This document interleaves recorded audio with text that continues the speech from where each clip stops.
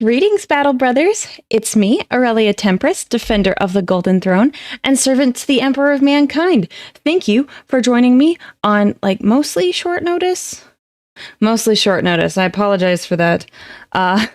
If you weren't here on Saturday, I woke up late. I overslept, and I woke up right before, 10 minutes before stream started, and I didn't feel comfortable talking about Soul Hunter when I was just barely awake. So, yeah, I'm definitely much more prepared. I woke up a lot earlier. So I'm happy to have you all here to talk about Soul Hunter. We'll probably chat for a little bit, give people time to join. For the most part, I've turned off on Twitch redeems because I'm only going to wear 2 different pieces of armor today. So I figured that was appropriate. So I'm going to wear this, and then I'm going to wear the 8th Legion armor that I have. You can switch between the 2 if you want to redeem either one of those, but, I've turned most of them off. Good morning, everyone. I hope you're all having a good day. It's Labor Day for those of you in the United States, so odds are you have the day off. Unless you're certain jobs, like if you're hourly, generally, you don't, it's not guaranteed to have the day off. So I'm happy for those of you who are able to make it. Yeah. So happy to be here. How's everyone doing? I am very excited. Now this is kind of, oh, no, I guess I'll start with this. Thank you to everyone who was here yesterday when I was streaming with my friend Kyra. I had a lot of fun. I hope you all had fun as well. We spoke after stream, and she told me that she had a good time and was really happy that she got to hang out and meet all of you. So thank you all for being on your best behavior while I was able to stream with her. I hope you liked it. And even though we just got a small crowd right here, I want to thank everyone again for us hitting 10K on the YouTube side. I'm very grateful. So just thank you all for being here. I really, really, really appreciate it. And you all mean a lot to me. So thank you very much. I'm here at work making others listen to Grimdark. Do you have this cast somewhere on a screen? Oh no. Talking to more people than what the numbers on my screen say. Well, that's not good. What was her final critical miss? Okay, so for those of you that don't know, my friend Kyra, I play D&D with her in real life, and she is notoriously, she's good at rolling poorly. I don't understand it. She's just very, very good at it. So we did a ratio of critical hits to critical misses. So she is 5 to 3. 5 critical hits to 3 critical misses, which I'm actually quite surprised. She did all of her critical misses at the beginning of the session. For me, I had 5 critical successes and 2 critical misses, which I know, looking at it this way, you're like, well, Aurelia, that's not super definitive. You can't really tell what the difference is. It's really obvious when she plays, because she will just miss so much stuff. It's unbelievable. I don't know how it happens, but it does. Dear DRL Sword, thank you so much for the bits. I hope you're doing well today. I'm doing great. 2 roleplay sessions, a birthday and RPG convention, and a boat tour with my boyfriend over the weekend, but severe lack of sleep. Well, that sounds like a lot of fun.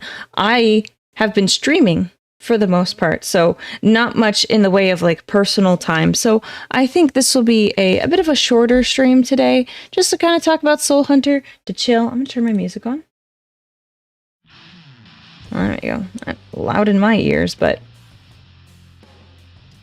I'm just hoping it's just a little chill today. It's also 9 a.m. on most people's day off, at least if you're in the United States.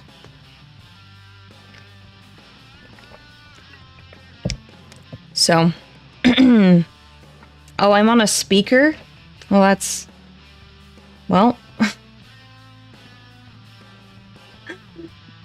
or should I say something dumb? That'd be funny. Thank you, Mini Death Knight, for the bits. Here is the button. I have some hats for it. I just need to program them as redeems. It'll be a lot of fun. So, out of curiosity, so we read Soul Hunter for book club.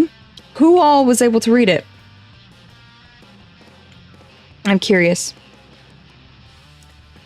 Chat's moving slow today. People still hungover. I mean, it's possible. It's possible. A 3-day weekend. Possibly. Okay, we've got some people that read it. Welcome, people who are just joining. We're just kind of warming up. It's a little quieter today. But it is a Monday. This is the first time I've streamed on a Monday. So this will be a good, test to see if this works. But I don't normally... The Emperor doesn't normally allow me to have this day off. So, this is definitely a new thing. I'm mostly finished with it. I have 10 minutes left on the audiobook. You might have time to finish it if you listen to it on double speed, because I'm kind of just... Well, you don't even have to. You just don't have to listen to me for 10 minutes. I've already read it 2 times before. It's one of my favorite 40k novels. Ooh. And Julian, seems like you read it in German. That sounds cool. That sounds neat. Reddit still working on book 3. Yeah, so we've only went over the first one, and I plan to do the other ones later, which will be good. I haven't yet. Not a huge Night Lords fan. Well, it's not like I hated the Night Lords before. I was just like, oh man, they scare me because they seem kind of psycho and insane. But I actually kind of like some of them, not all of them. Let me, for clarification, I actually like some of them now after kind of reading about them and learning about them. So, yeah, I've heard the trilogy is really, really good, so I gave it a shot, and I'm not disappointed.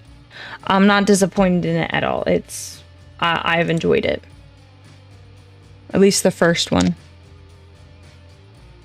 You don't have to be a Night Lords fan for that. The book is just good. I agree. I would not normally say I'm a Night Lords fan.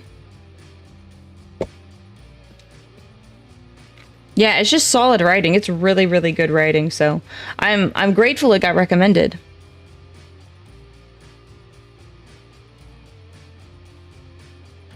So let me make sure I have all my alarms off. Because I overslept. The other day I set 50 alarms to make sure I got up. It was a situation where I stayed up too late, and then when my alarm went off, I turned it off and I was like, okay, I'm gonna get up here in a minute, and then I fell right back asleep. So I set a couple extra alarms just in case. I didn't end up needing them. So, you're on your 8th read of this book? Man, you must really like it. The Lord of Night is a better descriptor of how the Night Lords are taught to fight. Wait, hang on. Is that the Kurz book?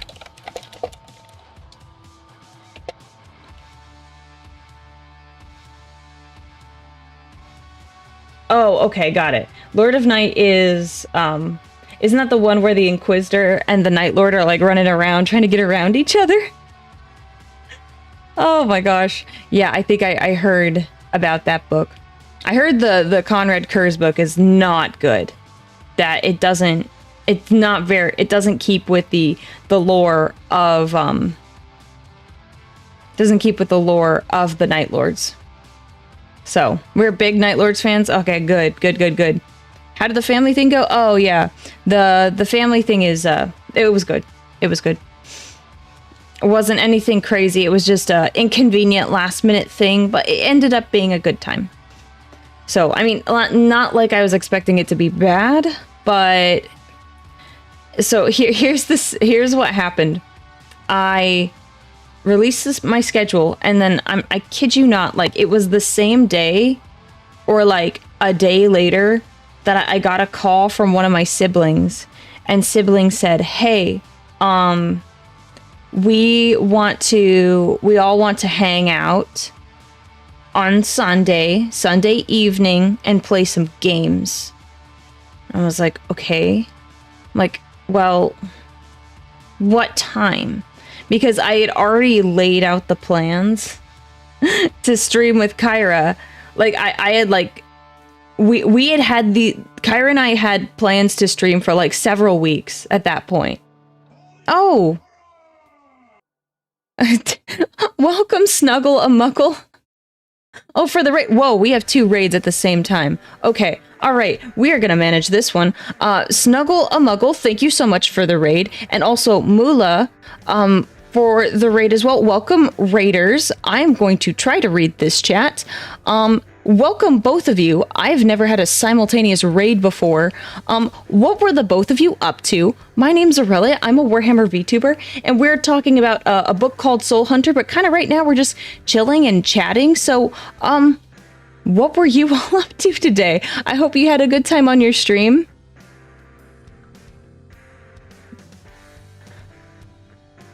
LOL, I don't even know this person. I mean, if that is true, where you don't know each other, that's amazing. But I get the feeling you might. I have no idea, honestly. Okay, you were collabing. Okay, cool. I was like, if that is the case, that's crazy, but I doubt it. I highly doubt it. It was simultaneous. Thank you, the both of you, for the raid. You were collabing, doing some MC. My brain is not awake. Oh, Minecraft. Doy, I know what Minecraft is. Your VTuber model is beautiful. Oh, thank you very much. Thank you very much. I really like my model. It's really nice. So you're playing some Minecraft, kept dying to creepers. Oh yeah, creepers are a pain sometimes. I want to get the I haven't played Minecraft in a while, but I want to get the mod where the creepers are different depending on the environment you're in, or like the biome. So they blend into grass or sand better. I think that makes it, like, that would make it so much better. I thank you for the compliment that you're calling me a golden goddess, but I am definitely far from that. Definitely not. Definitely not. You know, if any of you are familiar with the Warhammer universe, it's very grimdark. And we're talking about a book. We have a book club stream from August that I need to make up. So we're just talking about that. So thank you both for raiding. I hope you had fun during your stream. And for any of you raiders, don't feel like you need to stay. I'm happy that you're here. If you do decide to stay, it would help me a lot if you refreshed your stream, so then Twitch counts you appropriately. But I thank you all for being here. We're just kind of yapping for a little bit before I kind of really get into it. Golden girl boss. Okay, I accept golden girl boss. I prefer girl boss over goddess. I am far, far, far from a goddess. I'm gonna lurk. Yes, you do that. I'm a huge lurker. Warhammer, when I don't know where to start. Yes. Oh my gosh. Okay. Do you want recommendations? If you want recommendations for where to start, if you're going to read Warhammer and get into the lore, there's a couple of books that you can start out with. Horus Rising, is a good one. Then you have, the Caiaphas Cain series is really good. I start with the first one, obviously.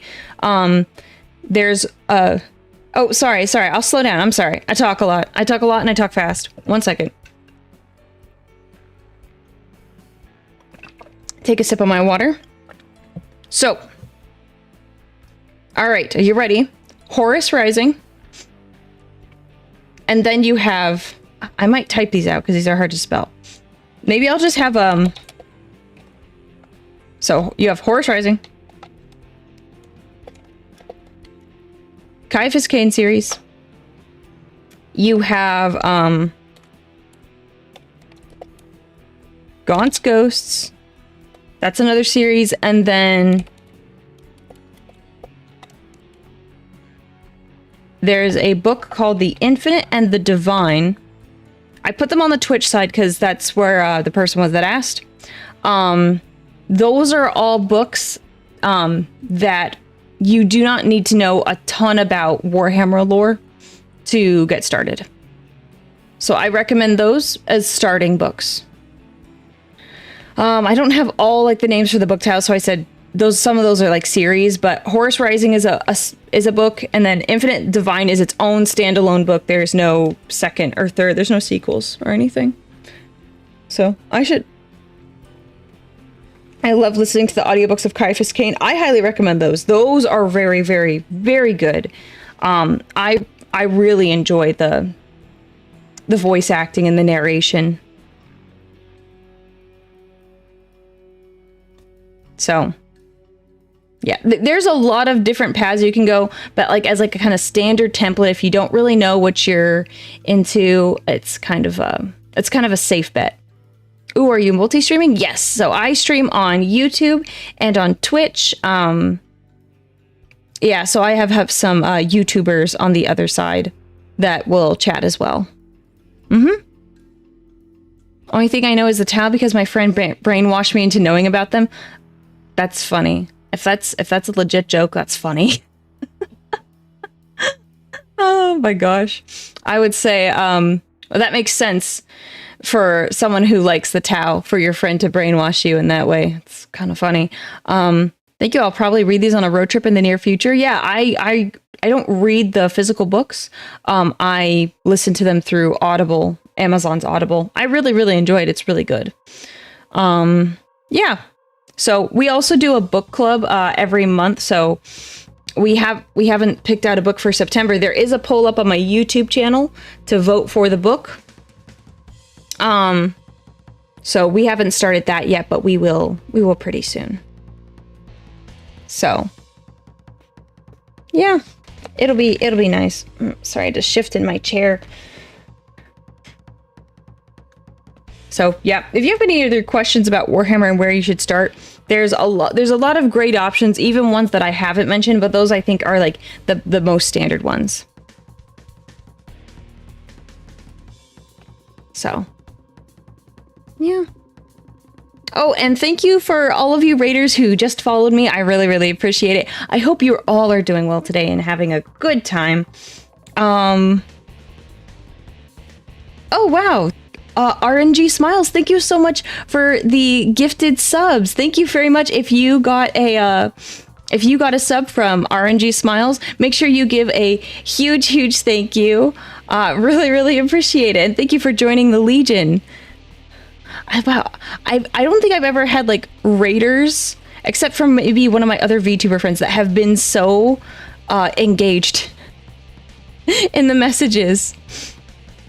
Well, thank you very much. Oh my gosh. And oh yes, thank you for the congratulations on my sub goal. Thank you very much. Yeah, I'm quite happy with how everything is growing. Oh no, I'm sorry. I tried to make it so I don't have a lot of ads. I apologize for that. I would read books, but reading do be hard. Yes. Normally I used to sit down and read a lot of books, and I just don't have the time anymore, and it makes me really, really sad. And Snuggle and Muggle, thank you so much for the 500 bits. By the way, I need to look at your name because Snuggle a Muggle, honestly, it makes me think of Harry Potter, and you probably hear that a lot. 1 second. I'm going to... I'm lurking. I'm lurking at your stream. Yeah, Snuggle a Muggle, honestly, it really just makes me think of Harry Potter. Is that what you were going for? Because if so, that's awesome. I love it. Not that I'm not a Harry Potter fan now, but I was definitely a huge Harry Potter fan when I was younger. Like I was a little obsessed. Okay, and then I'm sorry. I'm lurking. I'm looking at people's channels.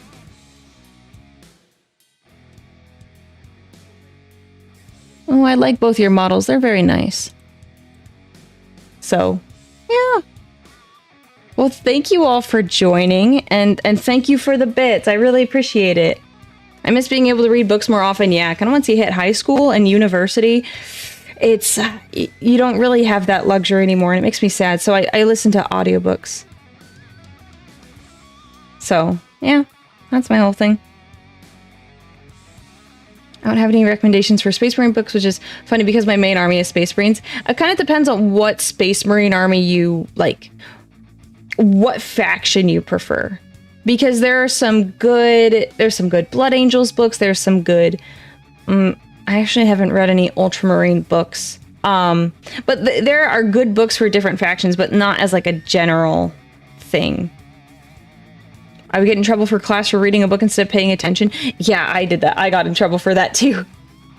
There was a one time I was taking books to recess, and my parents had to talk to the teachers and say, hey, Aurelia is not allowed to take her book out to recess. So like my teachers would stop me from taking my book to recess because I wasn't playing and I wasn't talking to the other kids. I would just read a book. It was fine though. Like a lot of people are like, oh, what? That's so mean. And it's like, okay, yeah, maybe like it wasn't like playing at recess wasn't something I wanted to do, but like I think it was better for the long run that I went and I socialized a little bit. Books can be better. I think it really depends on the group of people. But it's okay. I don't blame my parents for that. Honestly, it was probably a good call in the long run. I like that I'm able to socialize. That is perfectly fine by me. I'm very happy with that.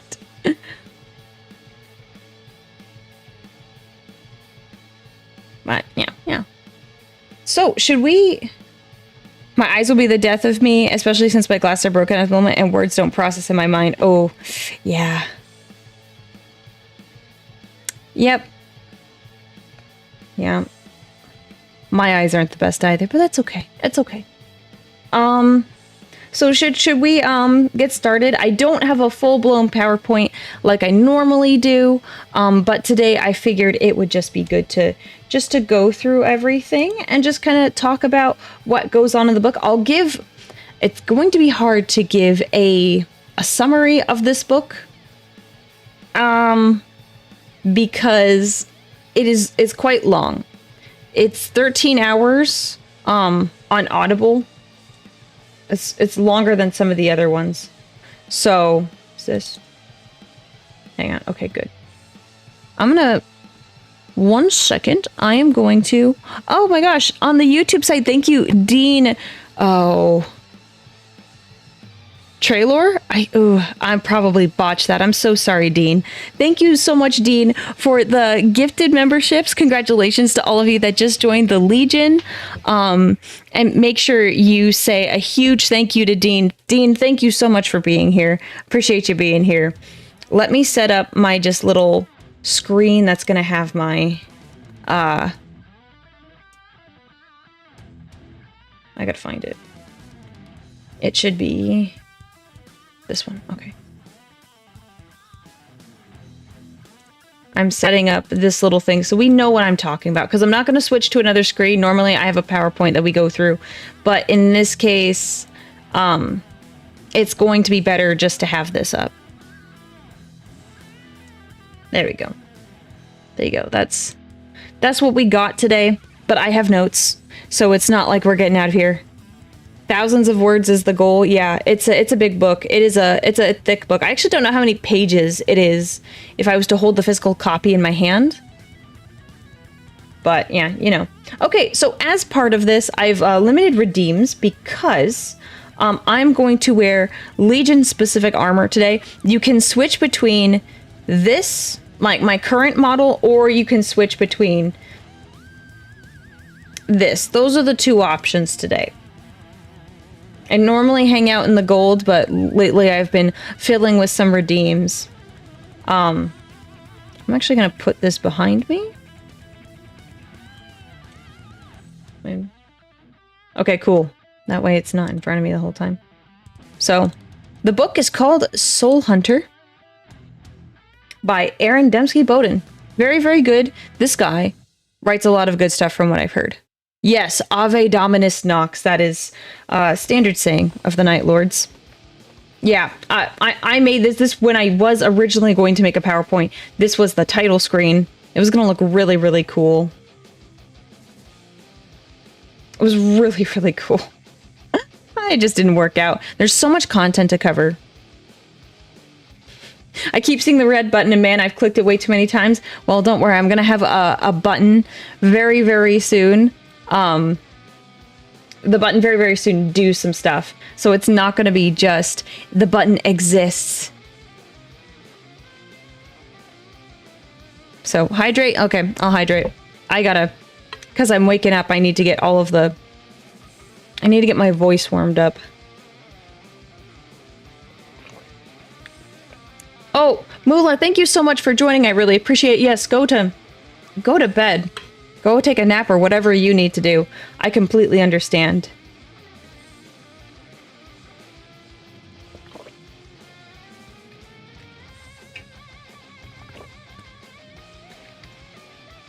Oh, good. Okay. You've been searching for this your whole life? A Warhammer Vtuber? Oh, okay. Let me pull up my notes. And we will get started. So... there weren't also too many pictures that I could find of this book during this book.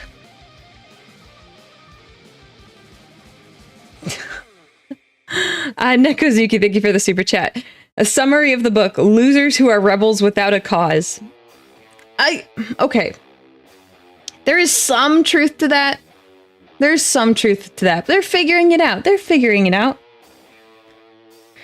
They're figuring it out. Okay.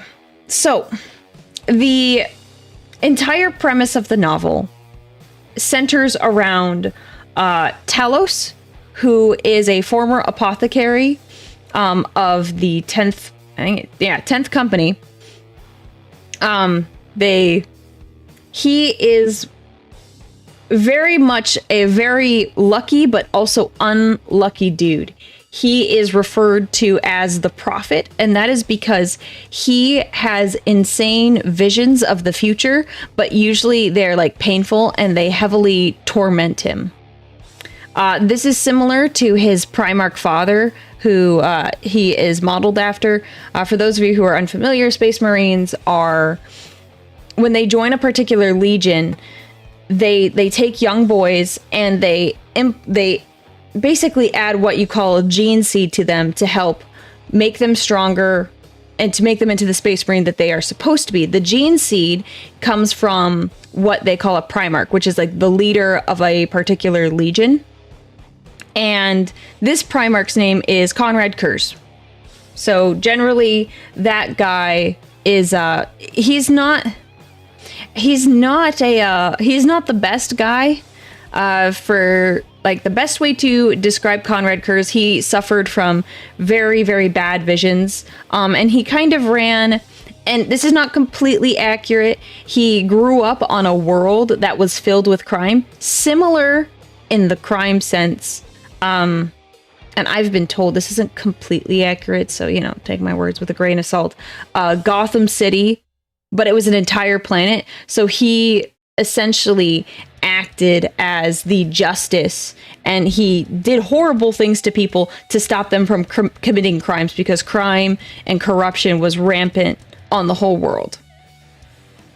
Yes, someone said imagine Batman, but if he didn't hold back. It's kind of like Kurz. Yeah, it is kind of like that, but like, yeah, if Batman went around like taking care of things, it's not great. So Talos is basically he's like, the best way to put it, he's like a son. That's how they refer it. Their Primarchs are like their father, and they are the sons.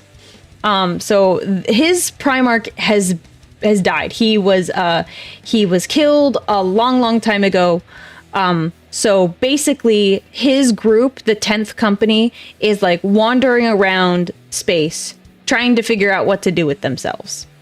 So he has the same like visions and dreams that his Primarch had, but they're really, really, really, really bad. So he is kind of like a traditionalist. He wants to try to go back to the past, and it's just not working for him right now.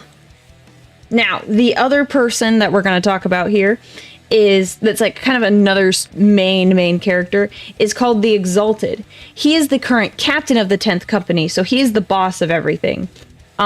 He has given himself over to the Ruinous Powers. The Ruinous Powers, if you don't know, are what we call the Chaos Gods. There are 4 of them, and they basically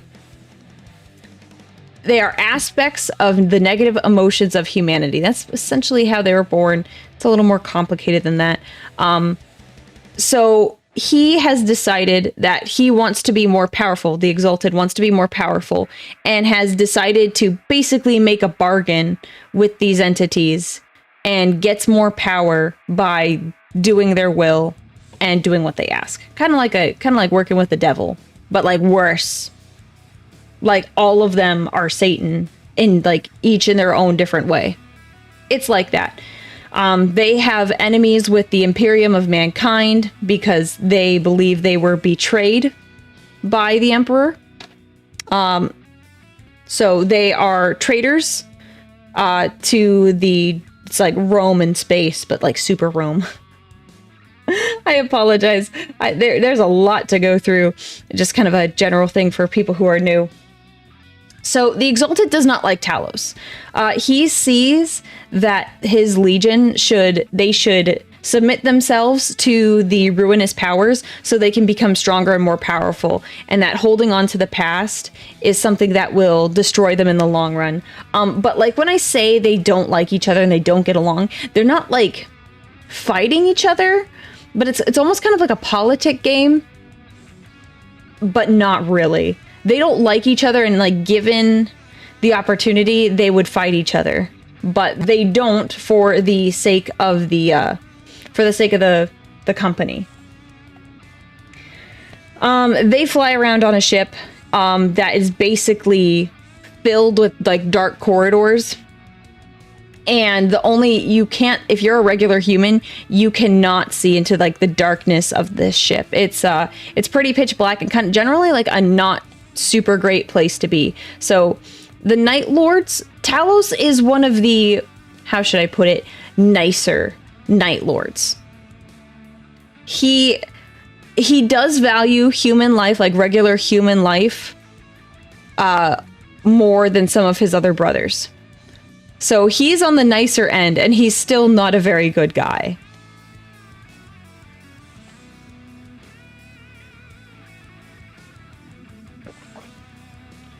Yes, thank you. Genghis John. From my impressions, Talos doesn't see the political game, but the Exalted 100% does see the political game. Yeah, I would say Talos is ignorant in that sense. Like, he says he wants the Legion to be a particular way. He has no desire to rule the Legion or to lead it, but the Exalted sees it as he's trying to make a play. He's trying to make a power play and trying to take over, and he, like, that Talos wants to be the leader, but that is not the case. Talos is kind of like, no, he just wants what's best for his Legion. He doesn't necessarily want to lead it. So, yeah, we're only talking about the first book today, so don't put spoilers for the second or third book in here, since we've only read the first one. So, Talos has, we find out early on about Talos that he has a slave, and that is it's pretty common for the Night Lords, because they turned traitor a long time ago. They no longer have willing, like, people to work with them.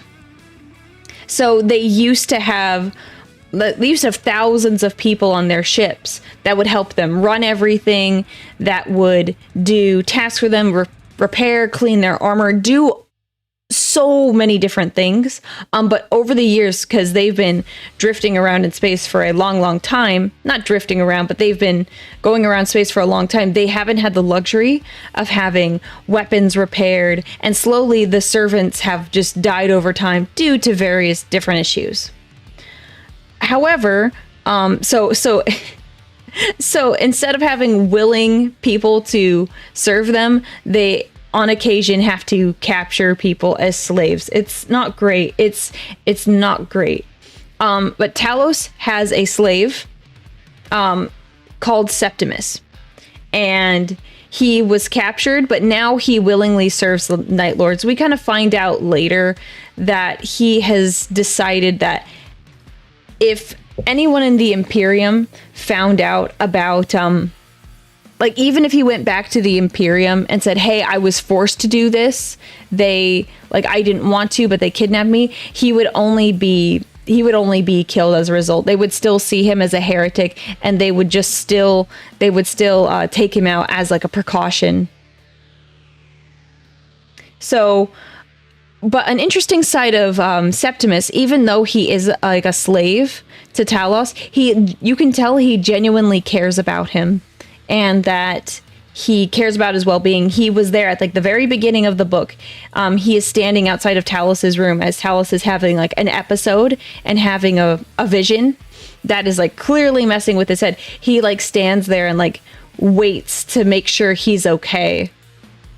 And he counts how long it takes, like how long his episodes are, so he can like, he's kind of a homie. Like, he's a really cool dude. Correct. No spoilers for book 2 and 3. Yeah.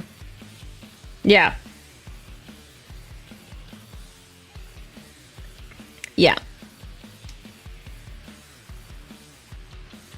Which fictional character from any source do you want to see dress up as your model? Oh, I don't know. I'd have to think about that one. Sorry, I just saw that message and I have to think about that. Remind me later. I'll think on it as we talk. So, Septimus is a super, super cool guy. Thank you, Bard, for pinning that. Appreciate it. So, as I mentioned in the beginning, we find out that Talos is having a vision, and he basically has a vision where his friend is murdered on a world that they are trying to take over, and he starts to get a bit paranoid about it. Oh my gosh, do you know how long this book is? There's so many different details. Like, trying to cover everything is a bit of a pain because there's so many like little things that influence the characters and make them do different things. Oh my gosh, this book was written so well, and I feel bad because I cannot even like hope to do it justice. I can't do it justice. And to those of you who just joined, welcome. I hope you're having a good time. We are going to talk about Soul Hunter. I'm kind of in the middle of like introduction stuff, and hopefully I'll be able to like speed it up and get more info.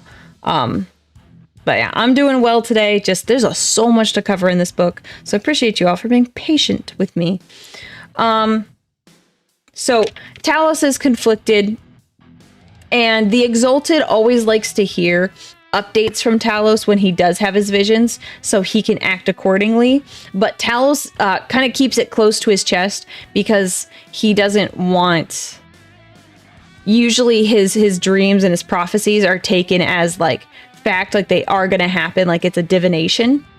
So he generally doesn't like to say anything about it. He also doesn't like the Exalted, so he's not really interested in telling him certain details about what he learns. So basically, he does have a vision where he sees a woman, like a regular unaugmented human woman, and during the course of the book, at the very beginning, they storm an asteroid, which we find out later is a piece of the planet of the Primarch. So the Primarch, oh my gosh. So the Primarch used to live on this, oh my gosh, what is the planet called? One second. I have it. Okay. The Primarch's home world was called Nostromo, and it was destroyed. And they basically find this woman. There's an asteroid drifting through space, which is a piece of the planet Nostromo. And he goes down with some of his buddies, and like I said again, it's not great. They kidnap her because she is actually a very valuable person. She is what they call an astropath. She has the ability to travel through what they call the warp. So imagine the warp is like an ocean. But the ocean is like filled with like human emotions, feelings, souls, a whole bunch of other things. Sometimes there's demons in there, and that's where the ruinous powers come from.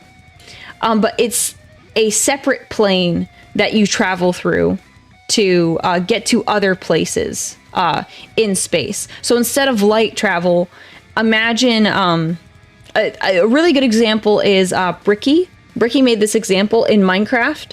When you travel through the nether, like what is like 1 block in the nether is 10 blocks above. It's like that. That's what the warp is like. But everything is like super trying to kill you. She has the ability to navigate through that like sea. They call it the Sea of Souls. So he basically kidnaps her. Her name is Eurydice. But that's not going to be her name for long. Her name is Eurydice, but she becomes Octavia because she becomes like the 8th servant of Talos later. So they kidnap her, and the Exalted sees this as a power play because they already have a navigator, and it would be a very simple thing to kill the current one and for Talos to insert his new navigator to control where the Legion goes. So the Exalted sees this and he feels very threatened. But the Exalted has his own allegiances and alliances going on. There is an individual called the War Master, or Abaddon the Despoiler. He is part of the Traitor Legions, who is they are trying to get back at the Imperium and to really harm and damage them. So, the Exalted is partnered up with him, and Abaddon is preparing another crusade to take a forge world that is specializes in making Titans, massive engines of destruction that are very, very, very useful to have. They want to capture the world, not destroy it, unlike other conquests. And he has he's commanded the Night Lords to join him on his crusade. The Exalted is happy to do it because Abaddon is friends with the Ruinous Powers. He is their current champion, and they want him to bring destruction to the Imperium. So, with all of that, Talos doesn't like it because Abaddon, over time, they discover Abaddon doesn't care how he deploys them. He is generally... he's kind of flippant with their lives, and their company is already depleted as it is. But there's also another reason Abaddon is not very happy with the Night Lords. A lot of people know about Talos's gift of like prophesying and kind of seeing the future. And he arranges for a meeting with Talos and basically offers a deal to Talos. He says, hey, the people that I have that can like divine the future aren't really good at what they do. But you are, like, you have been accurate like 95% of the time. I want you to be on my team. Talos does not like the Ruinous Powers. He thinks that they are a poor, they're a poor representation of like what them as the Night Lord should be doing, because his father did not fall to the Ruinous Powers, unlike some of his brothers did. How do they know he can see the future? So, okay, so the way that works, no, he didn't tell them, but there are probably more details that I'm missing, but the Exalted, what we find out later, the Exalted has mentioned, has told Abaddon about this. It's not completely what's the best way to put it? I don't think they explicitly said it in the book, but Talos has made like proper calls, or he's been accurate about some of the prophecies he's made, that he kind of has developed a reputation.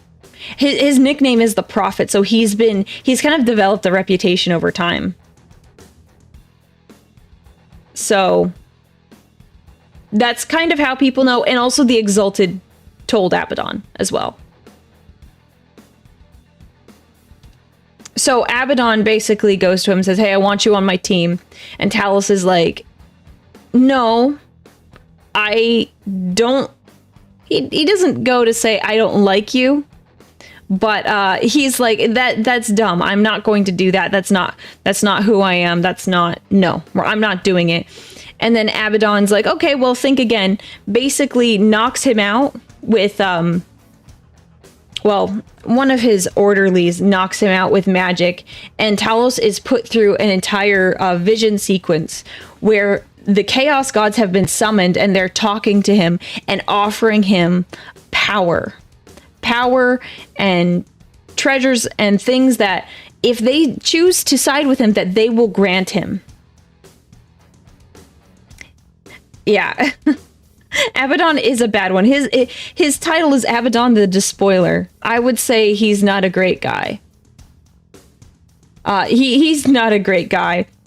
So the Ruinous Powers, the four of them tried to present their gifts to him. It was really funny because they were trying to convince him. They were trying to really convince him, and he was not having it. And even in this case, there was one Chaos God who looked at Talos and was like, this is a waste of my time. I don't want to be here. I was summoned here. I don't want to be here, and I don't have anything that you want. So go away. Like, I don't want to be here. I don't want you to be here. But the other three were very much interested. No, it was Nurgle. It was Nurgle. Nurgle was like, I don't have anything to offer you.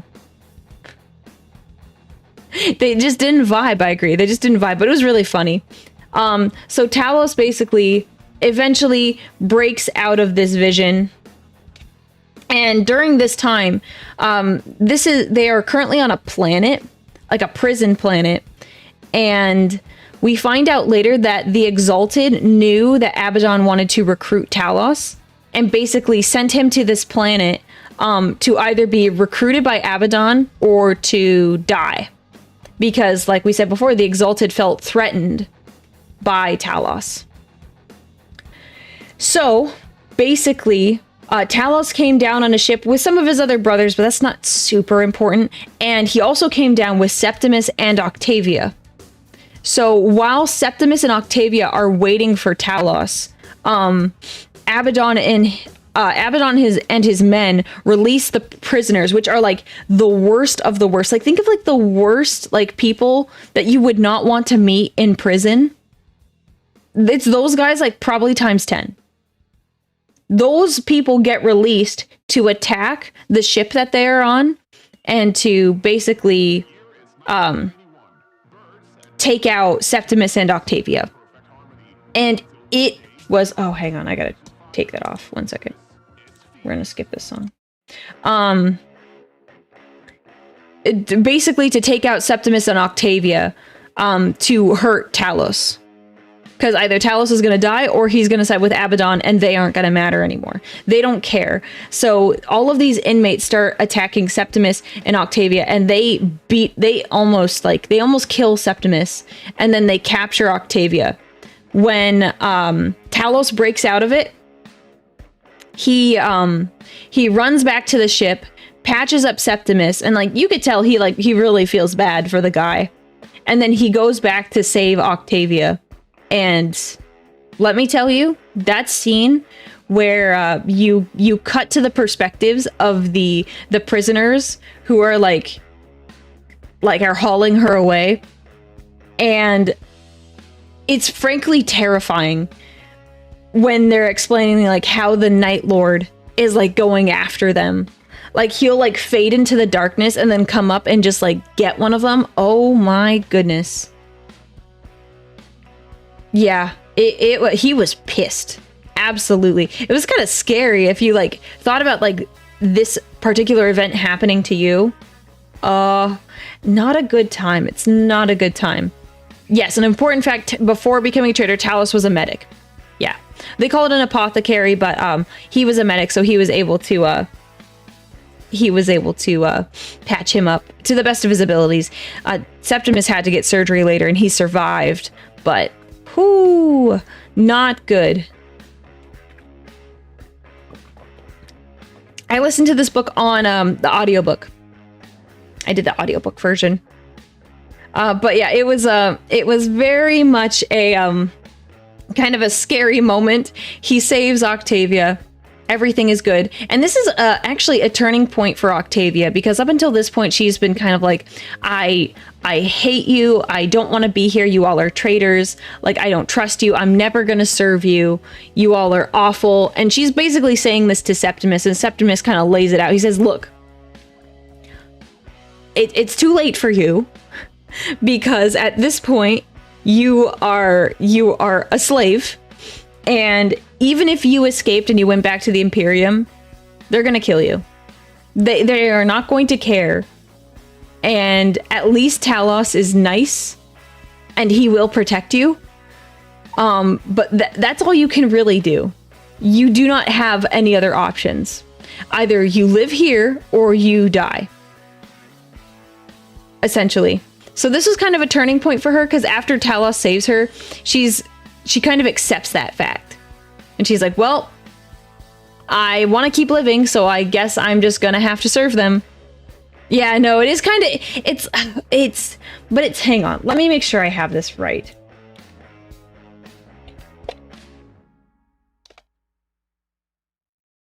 So it's not exactly Stockholm Syndrome. I'm clarifying.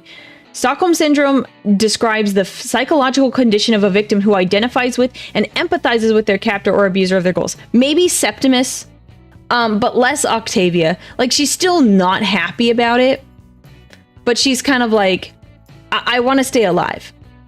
It's like, either you live or you die, and you're like, I guess I'm just gonna live. So it's not really Stockholm Syndrome. It's not quite like that.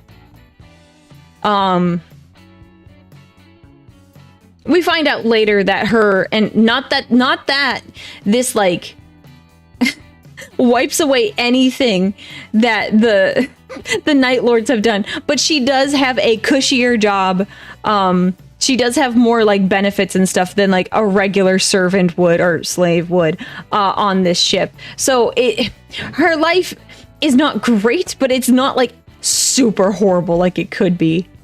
Yeah, Septimus, I can see him empathizing with Talos and making sure he's okay, because Talos treats him really well.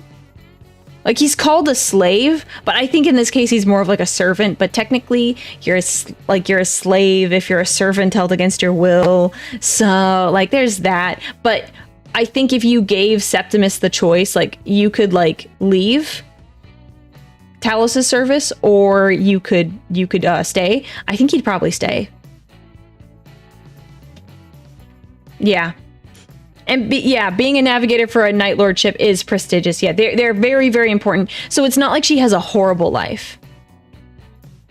It's not like she has a horrible life, but that doesn't mean you should kidnap people. So there's that. So not really Stockholm Syndrome, but she kind of accepts the fact. She's like, look, it's either I live or I die, and I would really just prefer to live, so I guess we're gonna do that. So she basically, she accepts her role and becomes, she starts her training as a navigator. She trains with the current one. And this is kind of where everything goes crazy. Abaddon is pissed that Talos did not fall to the ruinous powers, and that he is that he basically gave Abaddon the middle finger. He's like, nope, I'm not doing what you want. I'm staying with my legion. And so Abaddon starts the Night Lords company. He starts throwing them at targets that are not suited to their style of battle. So the Night Lords are all about like fear and scare tactics. There is a story about the Night Lords during their loyalist days, where they were conquering this planet, and there was heavy resistance, and they basically took over this ship, and then they started flying it into orbit above one of the major cities. And the people of that city were so excited, because they're like, yes, we beat those guys and we are the winners. We beat them. It's amazing. They were celebrating. And then the Night Lords opened up the hatches and threw out the the bodies and the skins of all of the people that were on that ship. It's raining men. It quite literally was raining men. So they are very good at terror tactics. And I think shortly after that, I think the city and the world surrendered. Yeah, they are very good at that. But Abaddon was putting them, like pitting them against really difficult targets because he was so mad about it. And more of the Night Lords were dying as a result because he's a petty, petty guy. I'm glad you like the Night Lord model. I like it too. It's one of my better ones. Passive Bronson, thank you so much for becoming a Legionnaire, and you've been you're subscribing for 6 months. Thank you very much. Abaddon is petty? No way. Yeah. There's no way. So, understandably, Talos is pissed. His brothers are dying. Their legion is nowhere close to the strength they were supposed to be. However, the Exalted is happy to lick Abaddon's boots to be in his good graces. He wants to be in Abaddon's inner circle. He sees Abaddon as the future for the Night Lords, where Talos is like, no, this is not the way we're supposed to go. We are supposed to be... It sounds like weird, but it's like, we're supposed to be ourselves and not give ourselves over to someone else who is going to command and rule us. So they beef. There's lots of like fights in between it. There's like a ton of different things. For example, there's an awesome void ship battle where the ship that Talos is on pulls off a super risky maneuver, but they end up launching boarding pods into this really this high priority vessel that was like leading the fleet they were fighting against. Even though I do not like the Night Lords and I don't like Chaos and I don't like the Traitor Legions, this was really cool. Yeah, the space battles were awesome. So they launched the pods into this ship, and one of the best scenes. Let me make sure I read it. Oh my gosh, this is so funny.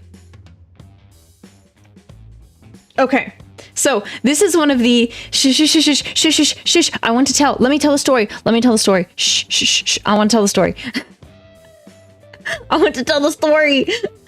So they launch boarding pods so they can take out the bridge for this really important, important ship. And they are trying to figure out where they're supposed to go. I think at this point they're trying to escape the ship because the Night Lords are like, okay, take care of your target, but they don't care if you die. And they are trying to get off this ship as soon as possible because if they don't, it's about to get like shot to smithereens. So they have like 5 minutes to get off this massive vessel. And here's a story that happens. This is Talos is involved in it.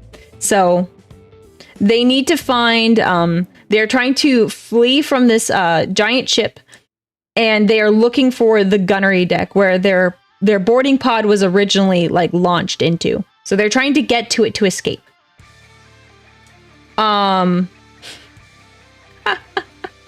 So during this time, there's like crowds like trying to flee. So ship crew members. So I'm going to read this is exact from the book. So I will read it.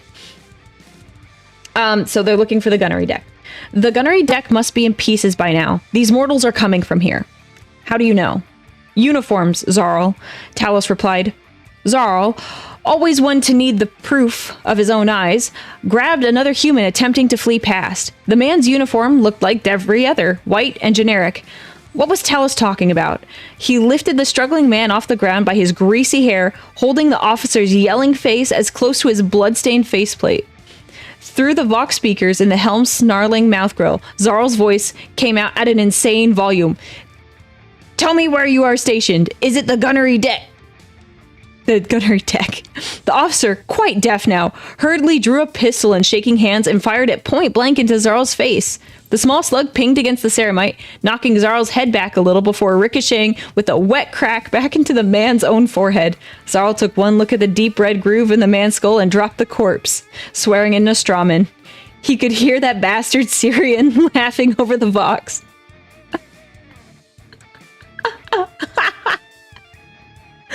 Oh my gosh, I was laughing so hard. It was so funny. The comedic relief in that scene, it was just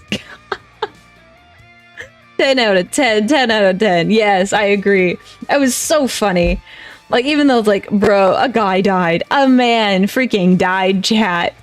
Are you from the gunnery deck? Pink. Oh, it's too good. I had to share that. That was like one of my favorite scenes.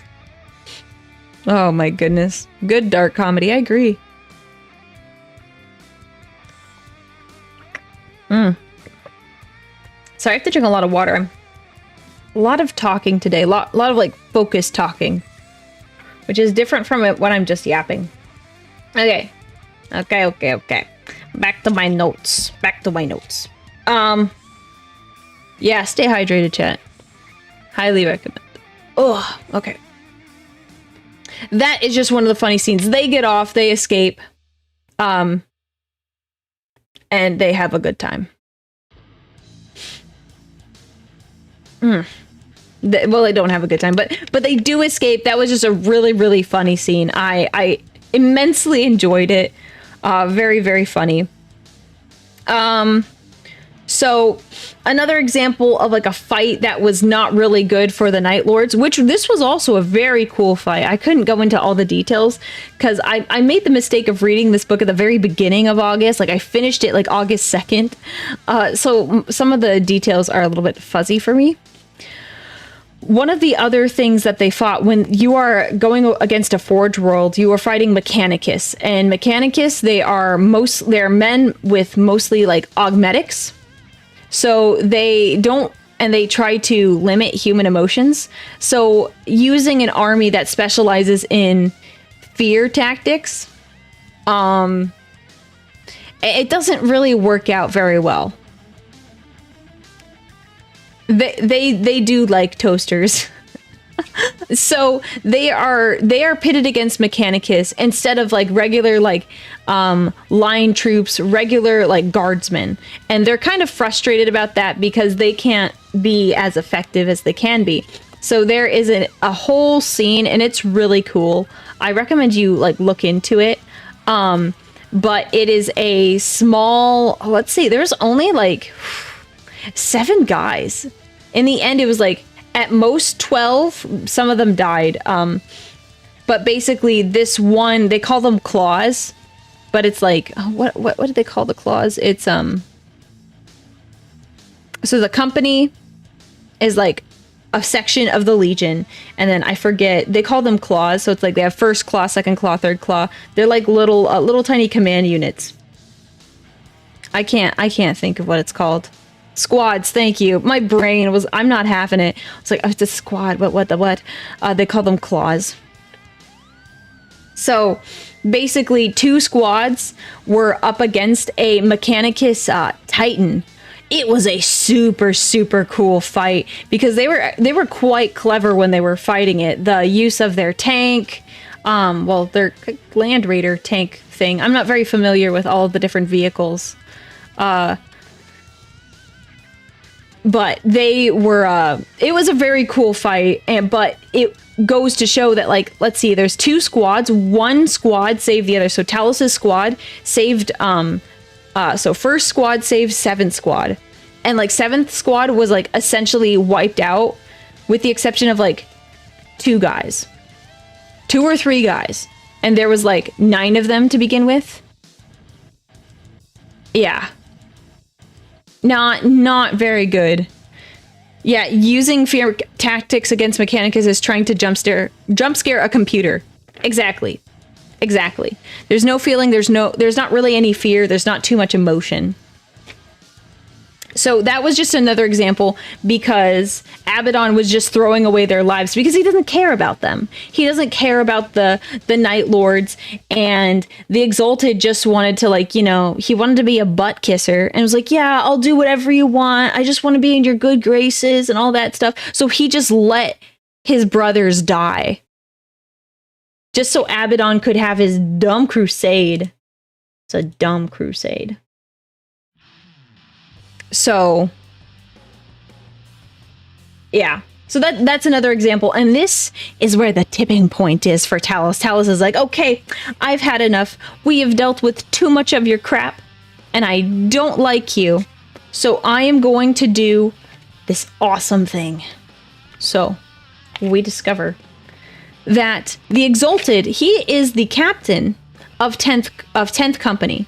However, he was not the original 10th captain. There is another 10th captain. His name is Malkarian. He's known as the War Sage because he's that good at his job. He is that good at his job, he got a fancy title for it. Now, you're like, where is Malkarian? Why isn't he ruling this thing? Why isn't he leading this? Well, Malkarian is technically, but not really, dead. During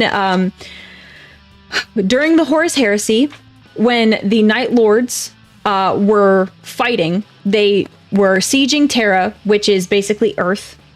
Malkarian was wounded so severely. Like, he was, I mean, honestly, he was a beast. He killed three, I think there was like three different, like, high-level loyalists. There was a paladin, I think it was a paladin of the Imperial Fists. It was a Khan of the White Scars, and then, I forget what the Blood Angels one was. I think he was a captain or something. But they were all either captains or, like, champions of their legions. He killed three of them during the Siege of Terra, but he also got severely wounded. And you're like, well, how is he still alive then? Basically, there's a thing called a dreadnought. A dreadnought is like, imagine a giant mech suit, but in the center of it, there is like a coffin filled with fluids. And basically, it will suspend a almost lifeless body, and the body can control the mech suit within. So they are still alive,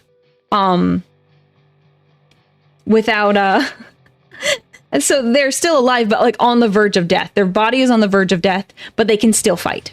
So Malkarian did not want to be put inside a dreadnought, but he was. And since he was put inside the dreadnought, he has not awoken. And Talos is like, you know what?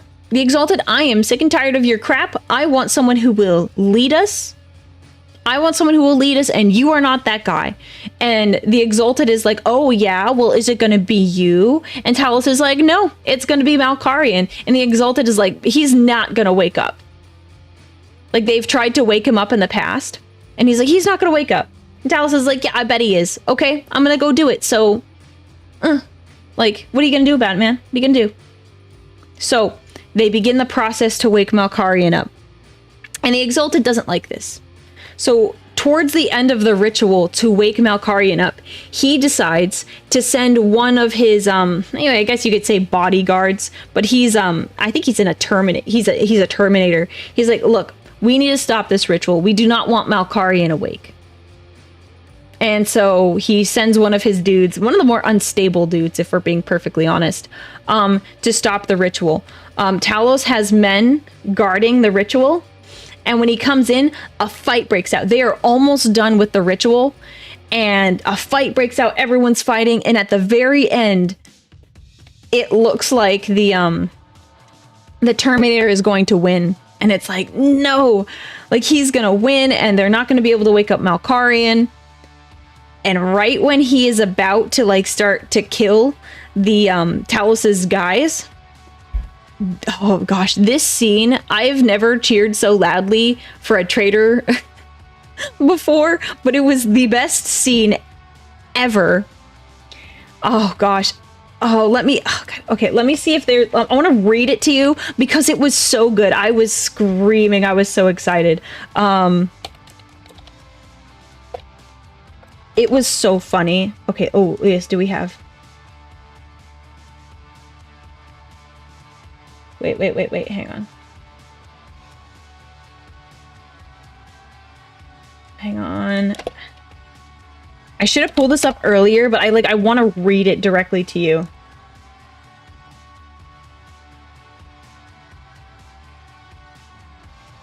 I don't know if I can, like, read it directly. Anyways. They're fighting, and right as the Talos' men are about to die, the Terminator hears a clunk, clunk, and like he's describing, and he's like, "What is that noise? I don't know what that noise is." Malkarian has awoken, and then he like absolutely obliterates the Terminator, just destroys him. Done. That guy is a paste on the floor. There's like nothing left of him. And they're like, "Oh my gosh, Malkarian, you're awake. How is that possible? The ritual wasn't complete."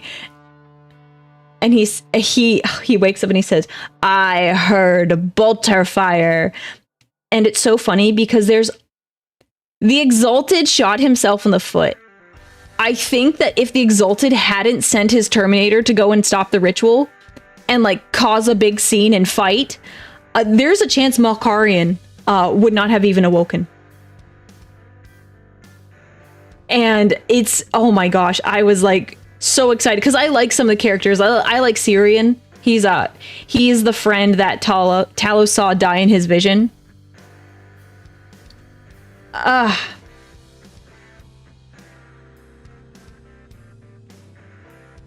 So I was loving that scene. It was so good. I really liked it. So now the Exalted has kind of set it up in a way that his Terminator, even though the Terminator was doing the thing on his behalf, he basically is like, "Oh yeah, he was like crazy and he hated Talos. So like, I didn't command him to do that. This guy was just crazy and he was a psycho." So Malkarian basically talks to the Exalted, and everyone is so happy that Malkarian is awake. And Malkarian is like, "You know what? I'm going to lead the charge on the Forge World." Because at this point, they're taking over a system, but they have reached the Forge World that makes all the Titans. He's like, "I will lead the charge for our brothers." And everyone is jazzed. Everyone is so jazzed. And Talos is happy because the Exalted isn't going to like throw their lives away. So they are prepping and they are getting ready to go down and siege. I think what's the Forge World called? It's like Cryus. But I don't remember. I wrote it down. Let me see. I actually wrote it down. Crya. Where's it? Why? I had it. Crive. There we go. Hang on.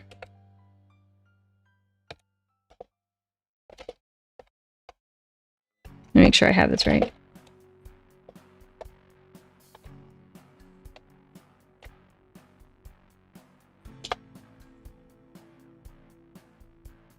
Yeah, he woke up and went, "You kids screw around too much." Absolutely. Absolutely. So, sorry, it's Cry. I was making sure I had the correct pronunciation for it. So, while they are preparing to go down to the surface, so the reason why this is, why capturing this Forge World is really important is because they know that there are Imperials on the way to defend the system. But their intelligence says that they are like 3 weeks away, so they have time to take over the planet. However, when Talos is beginning to deploy with his squad down to the surface, he has another vision. And the visions, when he has them, he basically like is incapacitated. He like gets into like a full-on seizure. It's not good. Basically like he kind of like snaps out of it a little bit, and he discovers that the Imperials are actually a lot closer than what people predicted, and that they're actually like several hours away. They're like at most 20 hours away. And they tell the Exalted, and they're like, hey, we have to pull out of this fight because the Imperials are coming, and there's no way we are going to make it. Like, if we stay on the planet, they will kill all of us, and we can't have that. And the Exalted does not like this decision, but they tell basically everyone on the surface, because they're asking questions. They're like, hey, where are you guys? Why isn't your squad down here? Yada, yada, yada. And they tell them, like, hey, Talos had this vision. They basically go over the Exalted's head, because the Exalted doesn't tell anyone anything. And everyone's like, okay, Talos is actually, like, right most of the time. And oh boy, everyone, at least the Night Lords, begin to retreat. Abaddon is pissed. He's like, why are you guys retreating? The Exalted finally has the balls to go tell Abaddon what's happening. And he's like, yo, we gotta pull out. We're gonna retreat because we can't do this. And Abaddon doesn't like that, of course. So they're trying to pull out. There's another Night Lord ship that's trying to pull out too. They engage in some risky maneuvers to escape the Black Legion and to escape Abaddon, but they do. Most of them get out. But yeah, it's not a good time. And essentially, a lot of like the forces of the Night Lords were saved because of Talos's vision. From my interpretation, he wasn't snapped out of it. He was basically speaking in tongues. Yeah, it was kind of like that. I forget exactly how they got that information out of him. Honestly, it was a great tactical move, because a lot of the a lot of the forces coming that way were going to crush them. They were massive, like incredibly strong forces. Blood Angels were on their way, and I think Imperial Fists. I think it was definitely Blood Angels, for sure. Yeah, they were making I think it was a good call to make a tactical retreat. Just not a very not a great position to be in. So they escape Abaddon, but now they're trying to get away from the Blood Angels, because it now gets to the point that they have completely disengaged, and they are trying the Blood Angels and all the other ships are starting to pop into right around the planet and are starting to attack. So kind of during this time, we discover what Talos is experiencing when he goes into his visions.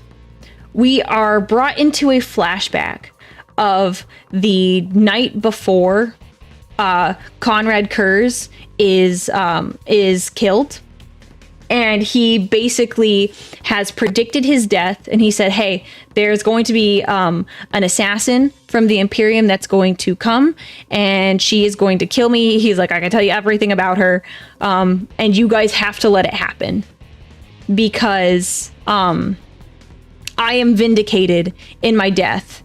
And that means more than continuing to fight against my father, to fight against everyone. I am vindicated in my death, so you need to let her live.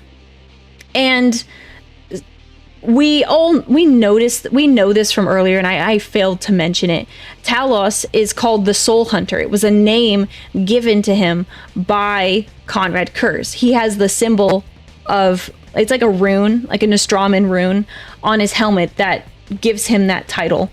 So it's like, hey, it's like, why does he have that title? Well, we find out that even though Conrad Kurz said, hey, do not, yeah, the line specifically is, death is nothing compared to vindication. So we discover that Conrad Kurz has pulled Talos aside. He says, in my vision, I know you will not listen to me, while everyone else is focused on making like power moves to get like farther ahead. He says it a lot nicer than I do. You will be the one who is like focused on avenging me. You will be the soul hunter. Basically saying like, hey, you will, instead of listening to me, I know you are going to be the one who hunts down this assassin and avenges me. And you're like, oh shoot. So it actually goes through the whole story where they like every Night Lord knows that their father is about to die, and they see the assassin and they let the assassin run away. And it's insane to me. I'm like, oh my gosh, why would you just do that? I mean, I understand if your dad asked you to do something, do you love your dad? And they said, hey, don't kill her. I want her to get back to, the Imperium. So would you call him some kind of avenging son? Yes. So kind of what happens is she has Conrad Kurz's head, and she is running, but what they don't know is that she also took some artifacts from his body. And when the Night Lords go to, like, you know, see his body, they realize that she took some of the stuff, and then they get pissed. Talos is pissed from the beginning and starts to go after her, and they're yelling at him, telling him to stop and to not do that. And then they realize that she has taken some of their father's artifacts. And that's actually what gets them enraged, because those artifacts are very important and they're symbolic, and they can actually kind of give you power. It's like, oh, if you were in possession, like I have his cloak or I had his circlet. Yeah, they just want his stuff. They are not going to avenge him because he died. They want to kill her because she took the stuff. Yeah, she gets a pass for the big crime, but our loot. So it goes through the whole scenario where he chases after her, he hunts her down, and even when everyone else has given up on trying to kill her, he gets to her in the end. And she's actually a very tough fighter. She is part of the Assassinorum, and I didn't realize how tough those ladies are, or like those assassins are. She was like really cool because she was like going toe to toe with a space marine. Yeah, it was pretty cool reading that scene, because it actually seemed like she was going to beat him in the end. Very impressed, but in the end, he does kill her and he does avenge his father's death. So we snap out of that. So that whole thing is explained, and now you know why he's called the Soul Hunter, and he has his visions, and it always takes him back to that day, or something similar to that extent. To be fair, if they were after the Primarch, they probably sent the best. That is true. So they did send a bunch of assassins, like, kind of out into space to look for him. They didn't know exactly where he was, so she happened to find it. Yeah. I did like that fight. I did like that fight too. Constantly talking about how easily she could kill him, while he easily killed her. Yeah, it wasn't that. It was easy, but it wasn't. She's actually kind of like a slippery thing.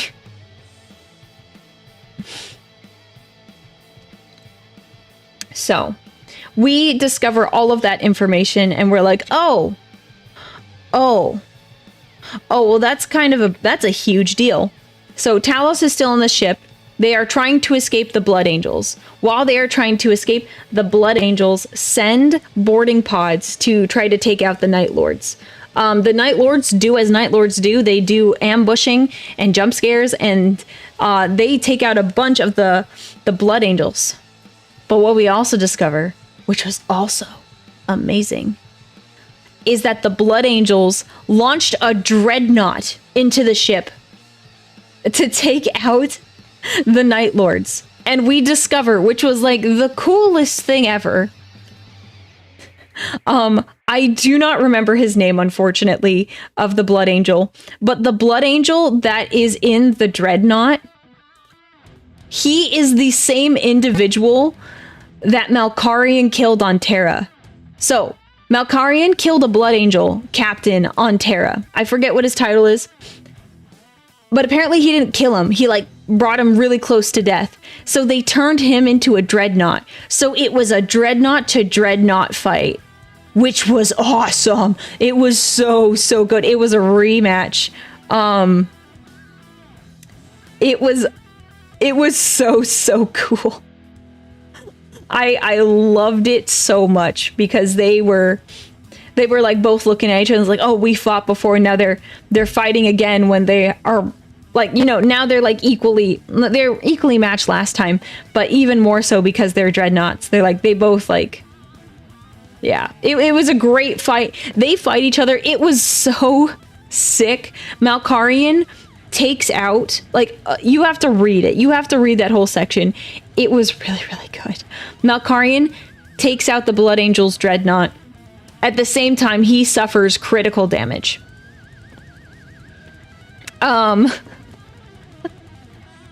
So he suffers critical damage, and both dreadnoughts end up like dying in the fight.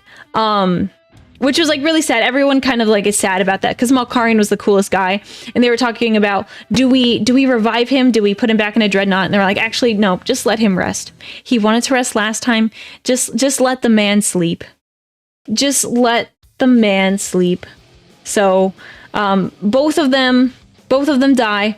But Malkarian kind of got his like last hurrah, and there was like a little bit of a bragging bit at the end. It's like, I want you to know, because I think the dreadnought wasn't dead quite yet, and Malkarian wasn't quite dead yet, but they cut open the coffin, and they basically say to like the corpse thing in the fluid, they basically like, hey, we want you to know that like you could not beat us, like you couldn't beat us at your best both times. It was like, It was really good. Even though I love the Blood Angels, they're my favorite Legion, it was a really well written scene.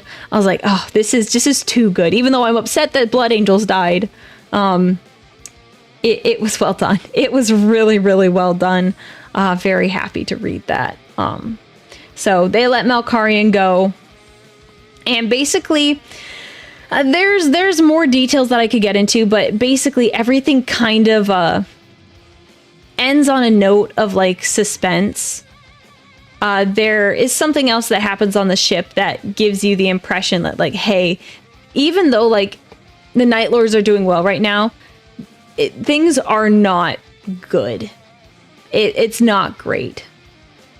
So basically they have fled from the Blood Angels, and they're now in the warp, and they're gonna do their next thing soon, and that's where book 2 is gonna start. And I haven't read it yet. It'll probably be some time before I read it because I want to space out streams like this, because I really enjoy these series, but I don't want to like overdo it and read all of the books back to back, because I think streams will get a little bit boring for you guys if I go, all right, we're gonna talk about Caiaphas Cain for 4 months.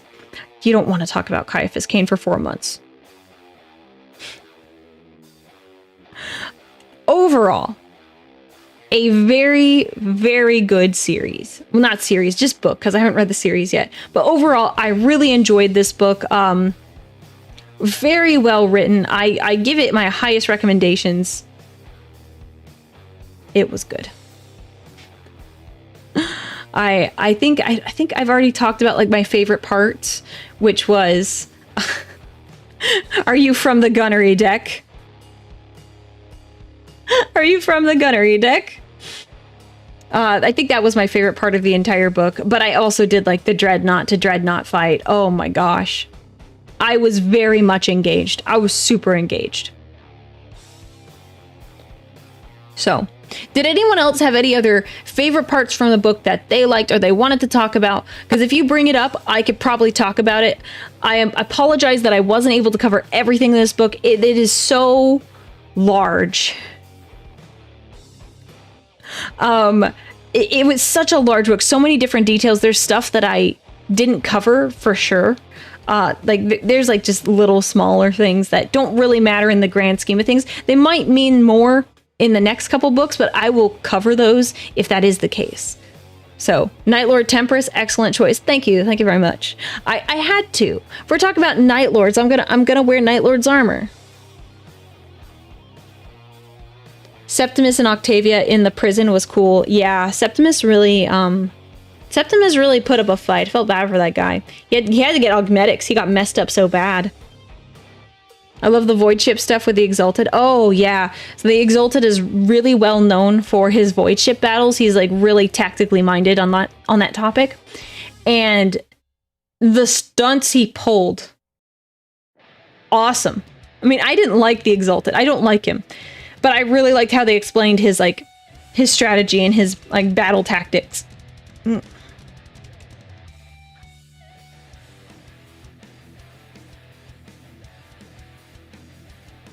Oh yeah.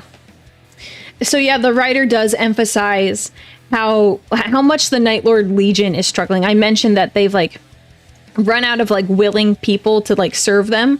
So a lot of their items are like in disrepair, and it's kind of a theme that you see throughout the book, that like, oh, there aren't servitors working, half the gunships they don't use, they have to scavenge their armor, they like loot their brothers' bodies so they can upgrade, like they can make their armor better so it actually works. So yeah, overall I liked how the human the Night Lords felt. Space Marines can definitely be portrayed really boringly. That's true. They did have some humanity to them. I still like, they're still not my favorite Legion by any means. But it was nice to see some personality in Talos and Syrian and First Claw. I really think they were written very well. I think my favorite parts are how subtly everything was being set up. Details that seem basically inconsequential in the moment, but later on comes up. I can only imagine it gets more prevalent through the series. I agree with that. I agree. There's probably more stuff like there's something I haven't mentioned, but I guess I could. We're at the end, so I can mention it. So there is a character. We really don't hear much about her. She is called the Voidborn. She is a 10-year-old girl that we discover. She is the only child that like lives on the ship. Like there has been no children from like the human servants. They have not had any children except one, and she is called the Voidborn. She's 10 years old, and everyone like treasures her. They see her as a sign of like good luck. She's a good omen. Even like everyone gives her gifts because she is like so treasured. Even Septimus, he has a special coin that he got from Talos that basically says, hey, if you meet this guy and he shows you this coin, do not hurt him, do not kill him. He is my property, and if you do, I will come after you and I will hurt you. That's just like a warning to other Space Marines, really. Septimus gives her his coin, that protection, and she is like so happy to have it, like, and she loves it. Everyone like loves her. Even the Space Marines know about her, but they don't ever visit her, but they definitely treat her with respect.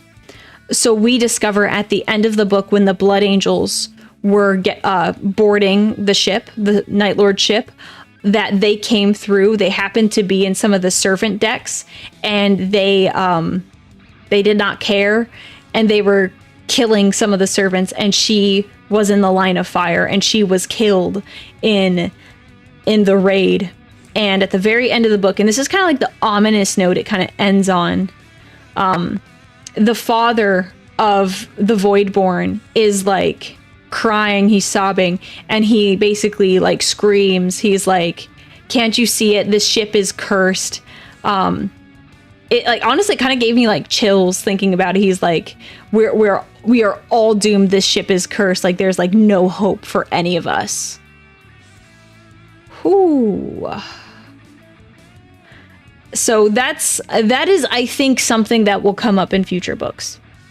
Because I thought like it was interesting to introduce that character. You don't really get much interaction with her. They talk about him.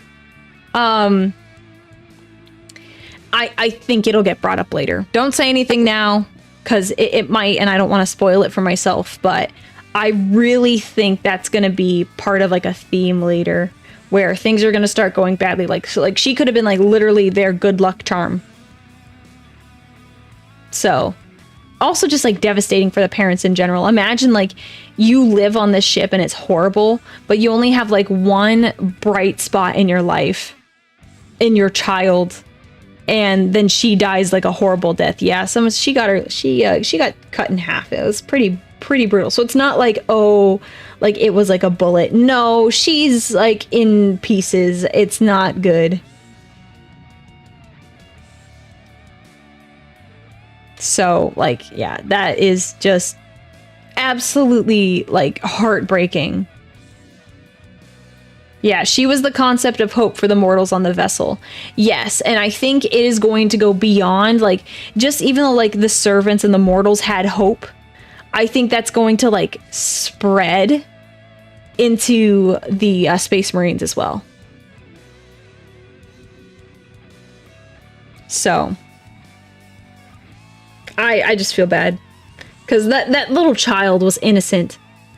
She didn't get to choose that she was born on that ship. It just happened. It just happened. So I think that's something that'll get brought up later. But do we have any other favorite parts or any quotes that we like that I didn't mention already? The fact if you think that the book made you root for the victory of a human skin-walking psychopath, pretty good sign of the quality. Yes, very well written. Aaron Dembski-Bowden did a wonderful job on this book. I want to read some of his other stuff because it sounds super, super good. Oh, man. I'm going to do a quick little stretch while you guys tell me if you had any other comments or things you want to talk about. Because I think I've hit all of my points. I have a little notepad with all of like the overarching points. There's so much to go through. The book was long. It wasn't like Caiaphas Cain where it felt straightforward for the most part, or Gaunt's Ghost. This one was all over the place. All the little details, things I have to explain context for. When will the Steve reveal be? Oh, thank you for asking. For everyone who didn't know, I just hit 10K on YouTube yesterday, so thank you everyone for being here. I appreciate all of you. As a promise, I have decided to reveal the official art for Steve, my servo skull. That is going to be on Saturday. I decided to combine 2 streams. We are going to do Steve reveal Saturday morning at 9 a.m. Pacific time. I need to post the schedule, but I already have waiting rooms up.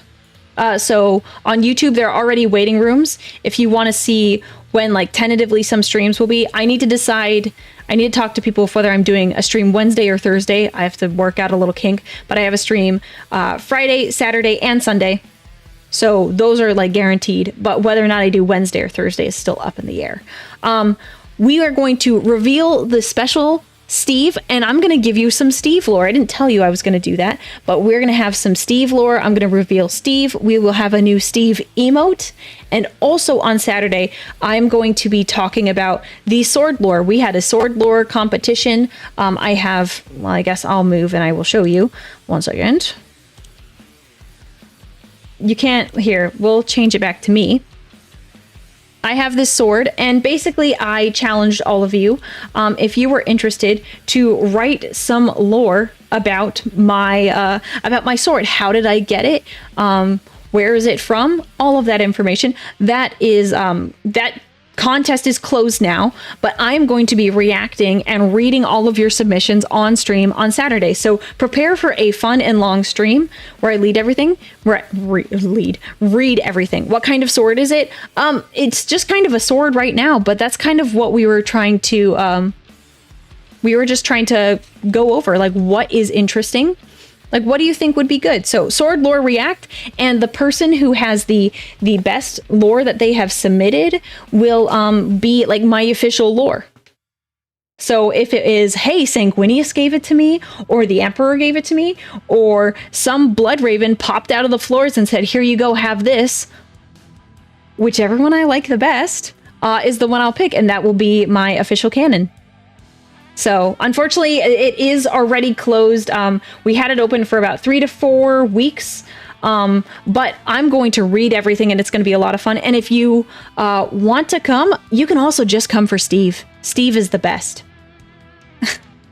So feel free to like join for that. So that is 9 a.m. Pacific time on Saturday. Yeah, there's like 40 entries. I had to do like a limit on the word count. So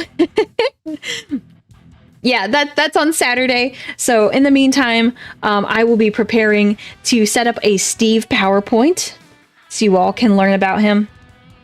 And I have to program a couple things so you can utilize Steve. It'll be a very good and fun stream. It'll be awesome. So thank you for asking. I think Mini Death Knight, you asked that. Thank you for asking. I will be releasing a schedule probably today. I just need to pin down people and say, hey, when are... I have to pin down people so I can decide if I'm streaming on Wednesday or Thursday. Aurelia up there with the Space Wolves and the Blood Raven's eyes, giving her stuff instead of taking it. Oh yeah, it is kind of sus if a Blood Raven gives me something, but you know, it was just a joke. I don't know if anyone actually submitted that as an option. It's fine. It's fine. We'll figure it out. It'll be good. I'm very excited. My mods and admins are putting together a PowerPoint so we can read them a lot better. So, any other points from Soul Hunter? I saw that the fact that how Curse preferred to die and that would somehow prove his method of justice is better was pretty good too. Yeah, I wouldn't say that, but like I don't completely agree with that. But you know, who am I to argue with the man who deals with harrowing visions like every other day? So, as evil as the Night Lords are, they really do have cool looking armor. I agree. It's very nice armor. I completely agree. So, a good thing I put a word limit on the lore. I would have written like 3 pages. Yeah, that was it would not have been good. There's 40 submissions, and I know they vary in like size, but like if there's 40 submissions and they all go to the max limit of about 500 words, I have to read 20,000 words on stream. And I'm reading all of it. I'm not going to throw it in like a text to speech. It's not, that doesn't go over well. So I will be reading 20,000 words. So get ready. You might get to hear audiobook Aurelia. You'll get to hear audiobook Aurelia on Saturday because I'll try to make it nice. Yeah, word count is crucial. Crucial. If I was not going to do it on stream, then I probably would have been like, oh, okay, we can give them more, but because I'm reviewing it on stream, so yeah. Yeah. So, let's see. So that's all I have. I didn't see any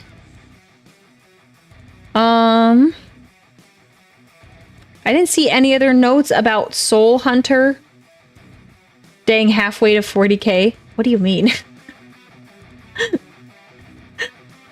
We're not quite there yet. We're not there quite there to 40k.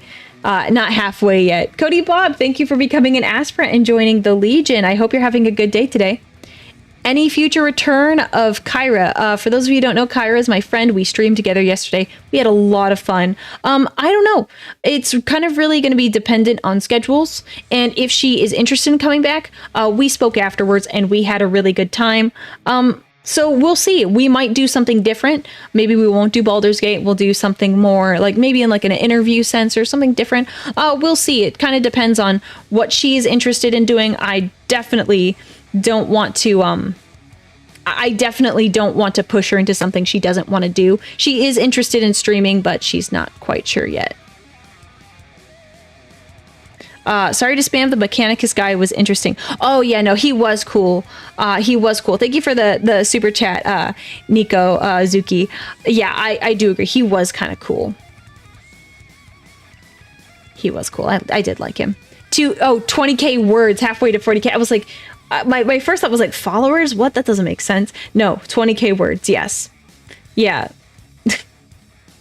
Imagine reading 40k words on stream. Yeah. 20, let's see. 20,000 words, 100 words per minute gives around 20 minutes of stream. And that's if you did nothing but read. I'm guessing we might get through maybe half the submissions. Yeah, possibly. Maybe I'll rearrange it and we'll split it between Saturday and Sunday. I might adjust my schedule accordingly then. Yeah, I just wanted to try to get everyone's submissions in, like, and read them, like, on a morning like this where the European side of things could see. Like, Europeans could see if they submitted something, they could watch me read it. There's always a VOD, but that's, you know, that's not always it's not always super fun. This is my first time sitting through a full stream. It was fun.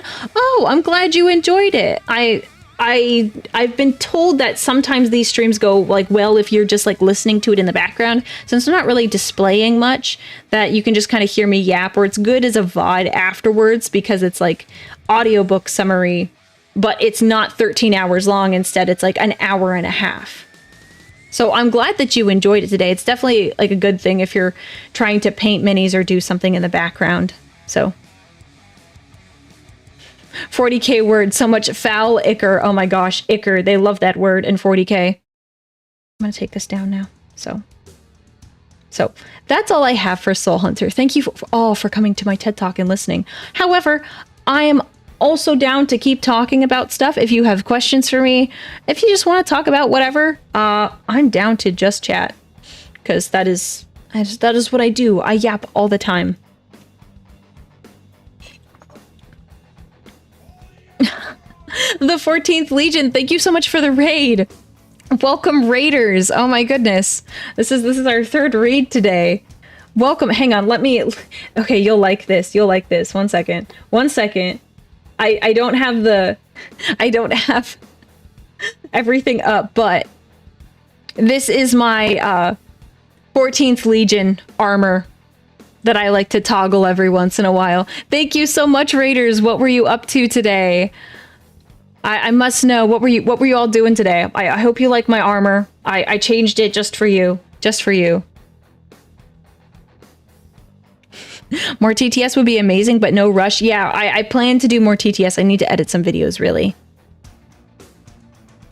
You're honored. I'm so glad. This is the reason why I did recolor streams, so I could have cool armor like this. It's not stinky enough. My armor's not stinky enough. But that's okay. I don't have to be, like, really stinky.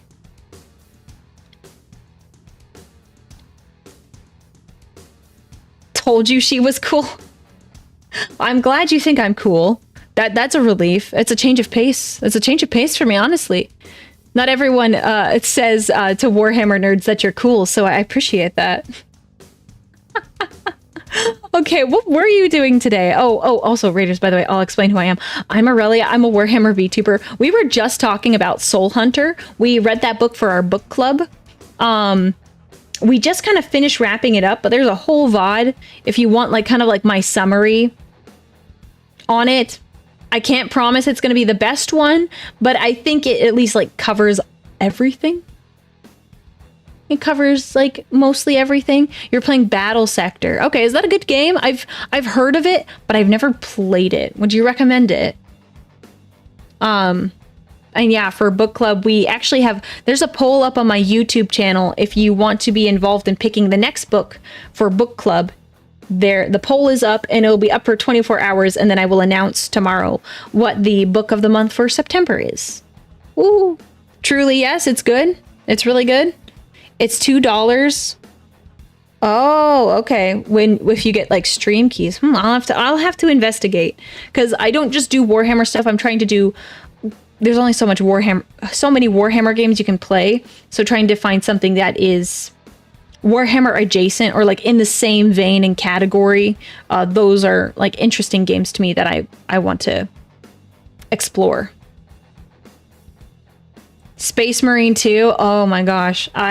So I'm gonna wait. I know Space Marine 2 comes out this week, but I'm going to give it a couple days to see how it is, to get a general idea of how people feel about it before I buy it. It's difficult though, because a lot of people, like, are getting really hyped up and excited. I'm like, man, I just kind of want to get it, but I'm gonna try to show some self-control and wait to really see how it is before I dump money into it. It's amazing. So I'm just waiting. It's gonna be difficult. Have I played the latest Speed Freaks Orc game? No, I haven't. Oh, I'm gonna switch this song. No. There's, like, so many games on my list that I need to play. I'm not really... So I'm newer to the internet, and I haven't really played PC games. I've played, like, console games, but mainly just, like, Nintendo-related stuff. So new games and everything, like, I am not used to games on the PC. New to the internet, like, all I used for the internet, like, when I was on the internet was, like, schoolwork, maybe YouTube videos, Discord. That's it. That's it. I never did anything on the internet. Becoming a streamer is way out of left field for me. And now I need to know internet terms and slang and so I'm new to the internet, like in that way. So I don't know a lot about games. I don't know a lot about pop culture. So it's a lot of that. Oh, Babbling Prophet, thank you for the bits. I'd love more writing events in the future, though. Inspiration is hard to come by, so a recreational writing prompt is really nice. I really liked doing this too because I noticed a lot of people in the Discord community. Which, if you want, you should join the Discord because we have a lot of fun there. You should join. We have a ton of fun, and that's where I launch a lot of community events. We've done a couple different things that have started because of suggestions in the Discord community. Mods, one of the mods, could you just put that in the YouTube side, please? I haven't programmed that just yet. We welcome you, new PC person. Yeah. I lost my train of thought. But I saw that a lot of people were interested in like doing creative writing prompts, which is why I started this. So we'll probably do more in the future. This is like a good test to see how interested people are, because right now the community is smaller. It just becomes more difficult. If it continues to grow and get bigger, we might have a harder time trying to do that. So, yeah. The game is free, okay. What chapter is this color scheme based on? So it's not a chapter. This is based off the Death Guard. I think this is pre-heresy Death Guard. So 14th Legion. So not a particular chapter. If I tried to do chapters for every single, like, we would be here for ages. I would keep making different armor colors. Yeah, just the Legion. It makes my life a little easier. I think the exceptions I have to that are I have Grey Knights and then I have Sisters of Battle, which, Sisters of Battle are their own faction. So, yeah, pre-heresy. So it's not that stinky, but it's a little stinky. Just a little. Kind of needs more green and bone white. Well, there's only so much I can do. There's only so much I can do with this armor, so... Well, we'll just have to suffer through it for now. I apologize. Be careful, though. I will write a whole universe if you let me. Yeah, see, this is why we have to have word limits. Why we have to have word limits. I hate to cut people off when they're like in the middle of having like really good like their creative juices are flowing, but like you have to do it at some point. I used to be like that too. I used to do some like creative writing stuff when I was a lot younger. But yeah, if you don't have a word limit, you are stuck. You're hosed. Aurelia and the Sister of Silence armor? No. No, it would be more gold than this. Aurelia cinematic universe? Oh my gosh, that would be insane. There's no way. Imagine trying to like manage all of that. It's all the different lore.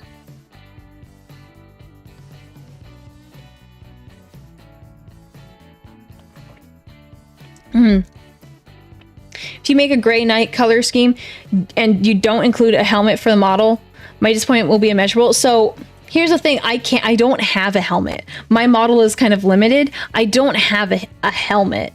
So it's literally just like kind of what you see here, but just different colors. So it's not, I can't do too much about it. It's, yeah, that's all I can do. I could, like, here, I'll show you. This is kind of, I'll zoom out so you can see. This is kind of like the limit to what I was able to do. It's not my favorite. I want to do it justice, but that's like the best I could do. So, you're right. I don't have a helmet yet. Is it a goal of mine? Absolutely. It is a goal. It is a goal. But this is how I normally look. I prefer this look. But I do have other Legion combinations that I do particularly enjoy. Oh, 14th Legion. Yes, definitely take a nap. thank you so much for the raid. Thank you for being here. I hope you have a good day. Take a good nap. I might need a nap after this, after I have some lunch. Good enough for me. Yeah, the attention to the legions is awesome. Can you see the Night Lords one? Yeah, this is just really fast. This is the Night Lords one. If you go on YouTube, there's a VOD and you can see it more in detail. So, yeah. If you want to see some of the other models, I have VODs that I've done, and you can go back and see what I did and how I designed it. So, yeah. Yeah, I like the 8th Legion one. I should put a poll up to see what everyone's favorite is, but I personally think everyone likes Aurelia.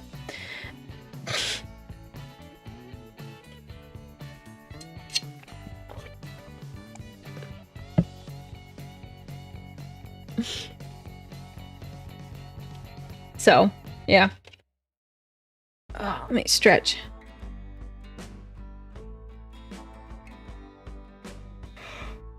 Oh, yeah, Aurelia is the best Aurelia. Yeah, that's what I figured. That's what I figured. It was funny. I think it was like the first day I ever made a Aurelia. I made Aurelia a model. I think I got like a huge donation that day. And I knew it was in that moment. I knew that my chat was different. I was so surprised. I was like, wait, hang on. You did what? Oh my gosh, I was laughing. I was like, there's no way. Don't judge us. We are a simple chat. We pine for goths. I mean, yeah. I mean, Jinko did do art, but that was like after the fact. I have an artist in the Discord server who likes to make art. It was later that art was made about Aurelia. Ave Imperator Aurelia, I have a question here. Will you watch with us some of the short audio history out there in the YouTube, like DQVO, Vox in the Void, and Warrior Tier? Yes, I do. So I do have a VOD on YouTube. I don't think I trimmed that stream down, where we watched some of those. Vox in the Void, Warrior Tier. We watched a couple of those actually. I also, funny that you're mentioning this, I actually have a plan to do some on Friday. So I have a streamer waiting room set up for Friday to actually do some more of that again. It'll be really good. I think we're gonna watch Gav and Bob. I know there's a bunch of episodes to it. I actually have to figure out how many we will get through, but I heard Gav and Bob is really good, so I'm taking advantage of it, and we're gonna watch it this week, or at least part of it, if not all of it. So. Yeah, I figured people would like that. I believe you. I was one of those donos. Oh, about Aurelia. Yep. I remember that now. Now I was like, I know I got a donation, but now that you said, I'm like, oh yeah, I'm pretty sure that was you. Yeah, we're gonna talk about Ogrins. Ogrins are the good boys. I agree. Yeah. So it was actually like perfect timing that you mentioned that, because I was planning and I was like, you know what? People have been asking for those again, and I want to do one because I really enjoy that work. Be prepared to cry. Yep, I'm ready. Will I cry as much as I cried when we watched Hell's Reach? Because I cried. I cried so hard. It was not pretty. I did not take the VOD down for that, so if you want to witness me sobbing, that is there. For your viewing convenience. At least I get ad revenue out of it. Out of my tears on the internet. Oh my gosh. Don't spoil anything for Gav and Bob, okay? Don't do that. I do not want spoilers, because we're gonna watch it on Friday and it will be fun. Don't want spoilers.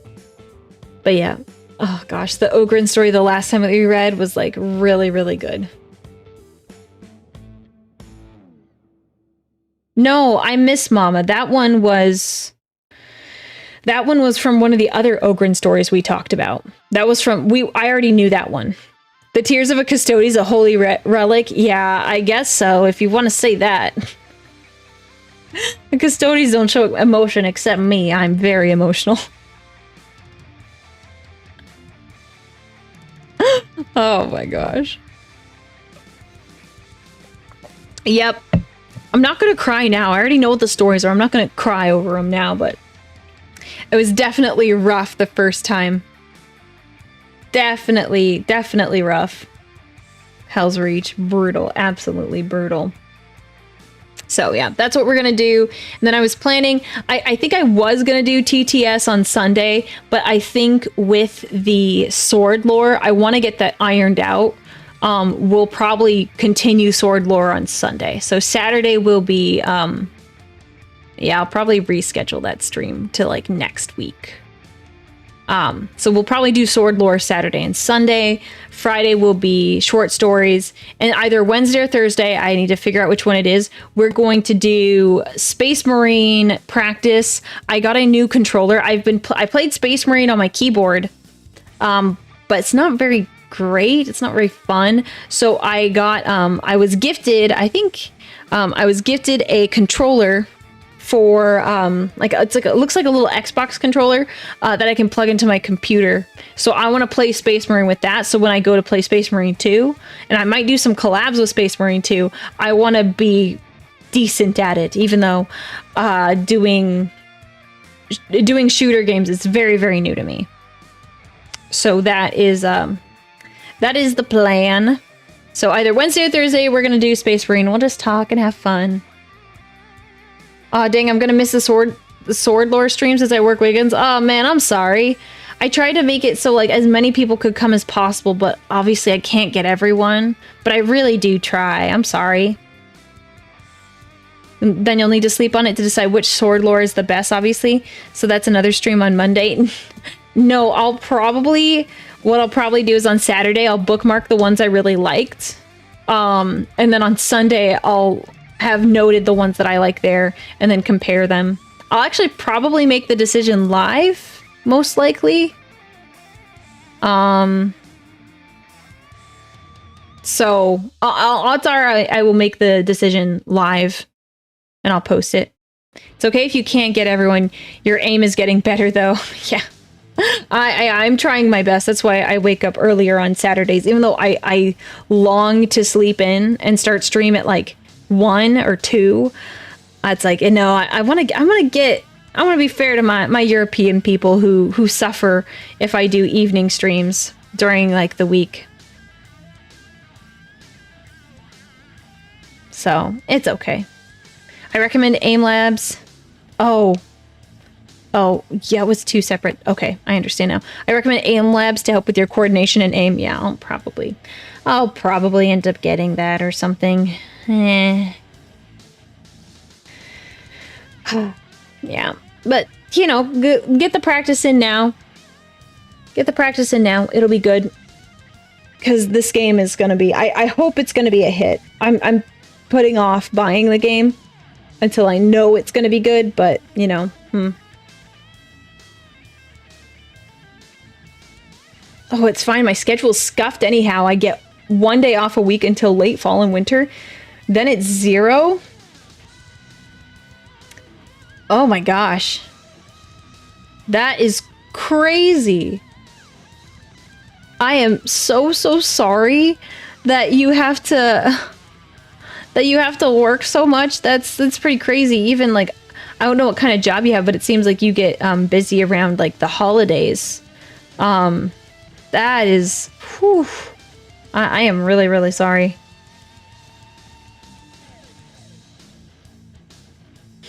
Yeah. Yeah, everyone's asking, you good, bro? Are you good, bro? Dude, I'm so sorry.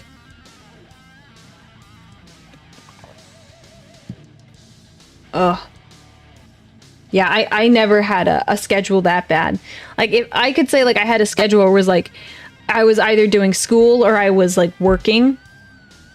So it's like I didn't have, a day off, like, a pure day off. But that's not quite the same. Ah, 2 jobs. Got it. It's 2 jobs. Oh, no. I'm very sorry. Well, I hope you keep we'll keep working hard. I'm so sorry, my guy. Garrett Max, thank you for becoming an aspirant and joining the Legion. I hope your day is going well, and I hope you've been enjoying stream so far. Just kind of chilling right now. It's been a good time. At least I enjoy myself. It was funny when I was on vacation several weeks ago. I realized how quickly like I was like missing streaming. I was like, oh, like I would like lurk in the Discord, and I would I would always look at the Discord like, man, I just really want to stream today. I miss streaming. It's so much fun. Mad Max, thank you for becoming an aspirant. I hope your day is also going well. But yeah, I miss streaming when I don't do it. It was like a relaxing vacation, but part of it is like I really enjoy doing this. I have a lot of fun, and I enjoy the community. So I appreciate y'all being here.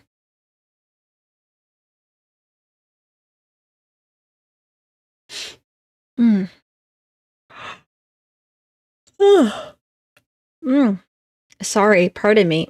Did not mean to yawn. I went to bed late.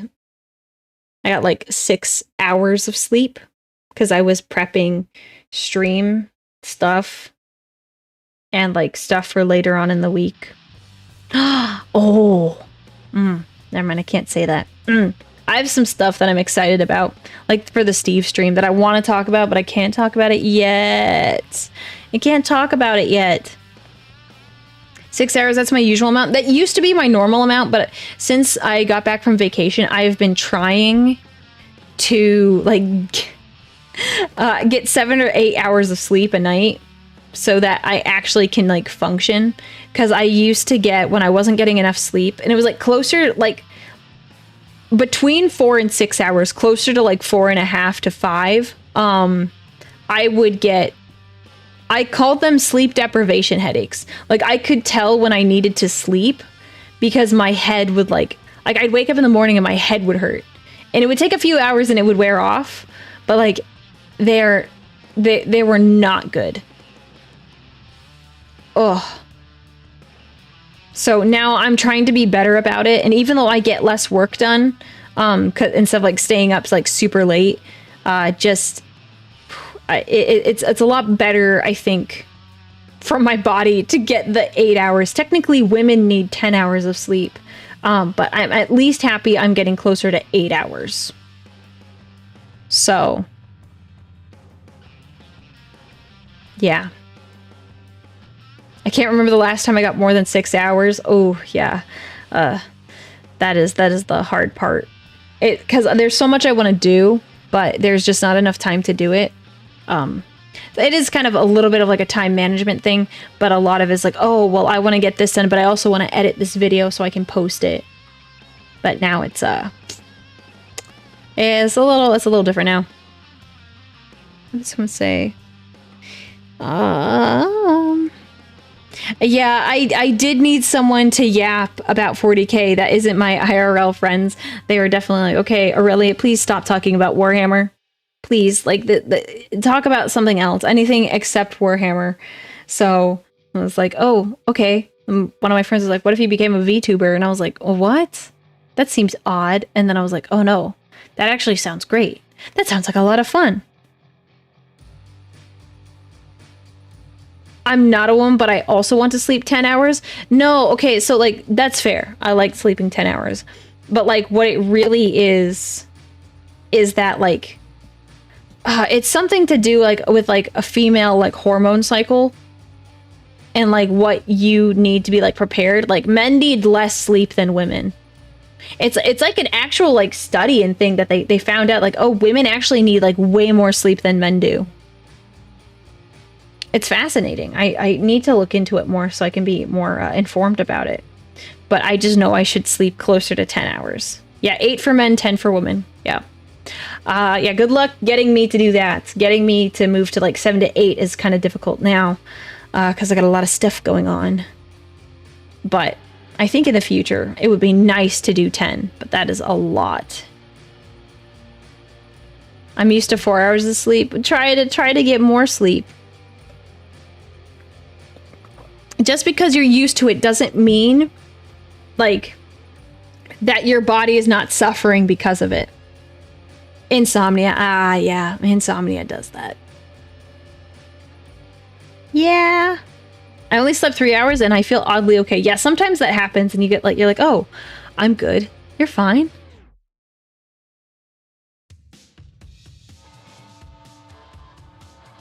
Yeah, sometimes it also depends on like when you wake up in your like sleeping cycle. That makes you like feel better when you wake up. Sometimes if you catch like a nap or even like you wake up in like the wrong part of your sleeping cycle, it's just like, oh, you're a mess and you can't like snap out of it for several hours.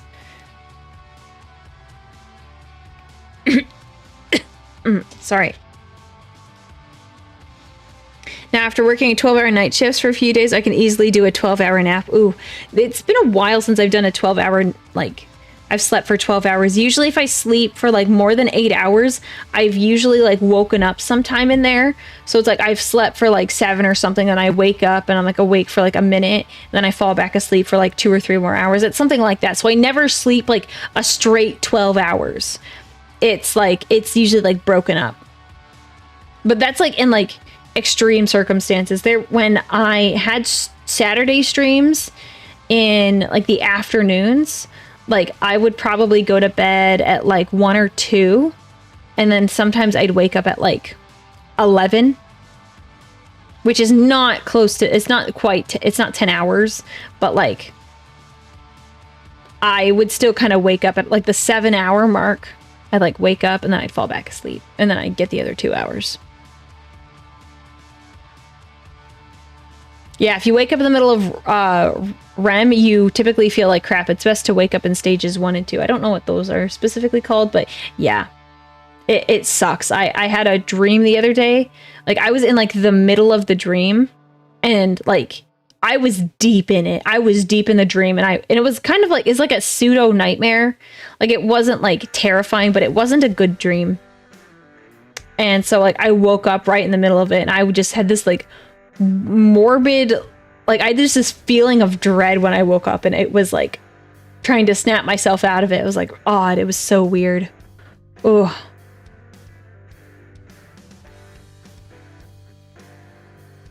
Yeah.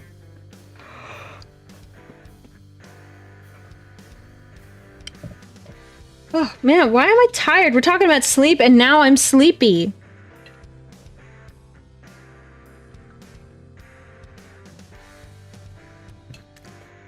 Yeah, I know having nightmares is an indicator of stress. I don't usually have nightmares. It was like, when was it? It was earlier this week. It was earlier this week. I don't remember exactly what it was about. Like vaguely remember. But it wasn't like a nightmare where I was like terrified. It just wasn't pleasant. But I'm fine. I'm fine. So, I'm trying to chillax. There's just a lot to do. There's a lot to do. I mean, if you're, imagine, I have a full-time job, but I'm also trying to manage all of this channel and everything. So I have a lot of work that I like doing, but it's a lot of stuff to manage on top of like doing other things to keep things interesting and exciting. So it just kind of comes with the territory. So it's not like I'm like, oh, I'm suffering. I'm like, yeah, this is what I signed up for. That's what I signed up for, but I like it, so I don't mind. There are times I show frustration with it, but you know, for the most part, I really like it. I have a good time. Can't remember the last dream that I had. I normally have nightmares. Oh. Oh. I'm sorry. Yeah, I can't. Yeah, normally if I have a dream, it's something like I forget within the first 5 minutes of waking up. Some of them are like vivid enough where I remember details, but I rarely have like nightmares. I did that one dream I had was pretty bizarre. Wasn't like I said, it wasn't like horrible, like terrifying, but it was like, it wasn't great. I have an issue where I can accidentally slip into lucid dreaming. Oh no, and then you have sleep paralysis. Oh no, I'm sorry, man. I've heard about sleep paralysis. I've never had it, but it does not sound like fun. It sounds horrible. I'm so sorry.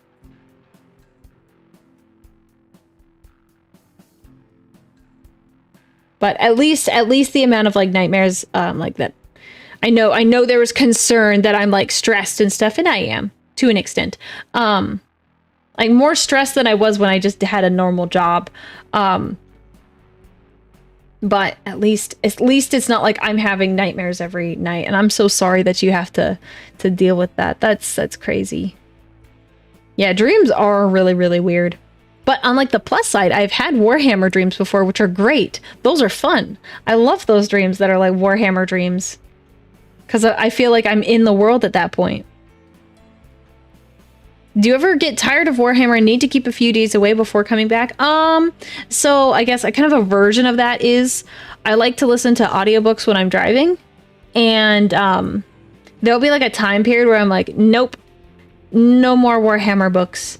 And like I'll like stop for a couple days, or sometimes like even a week or a week and a half, and I'll listen to music in the car.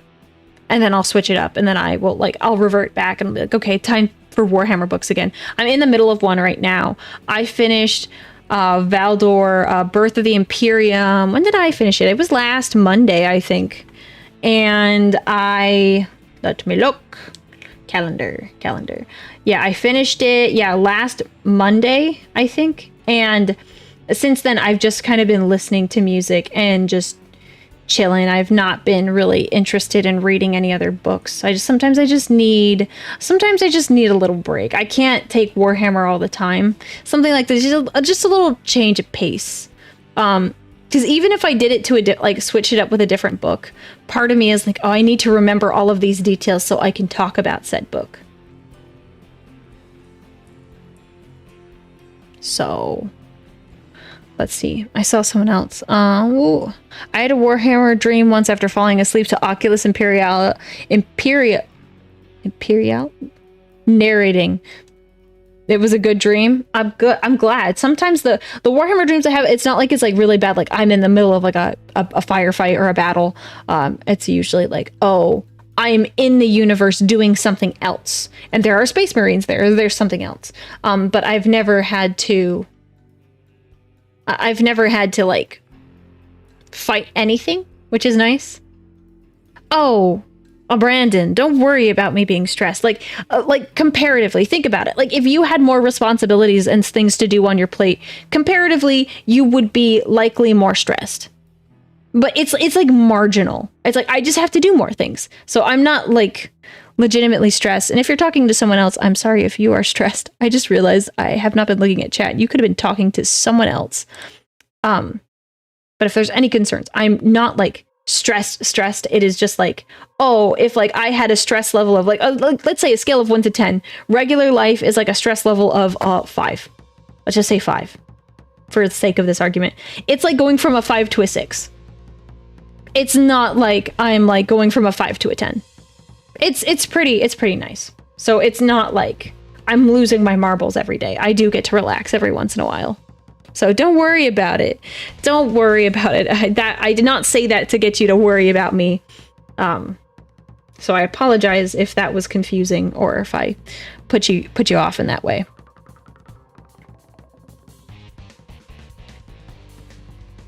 Have you had any dreams about fighting my army Tyranids? No, I haven't. Yeah, I haven't had to fight anything in my dreams, and I haven't had any dreams with Tyranids in them yet, so.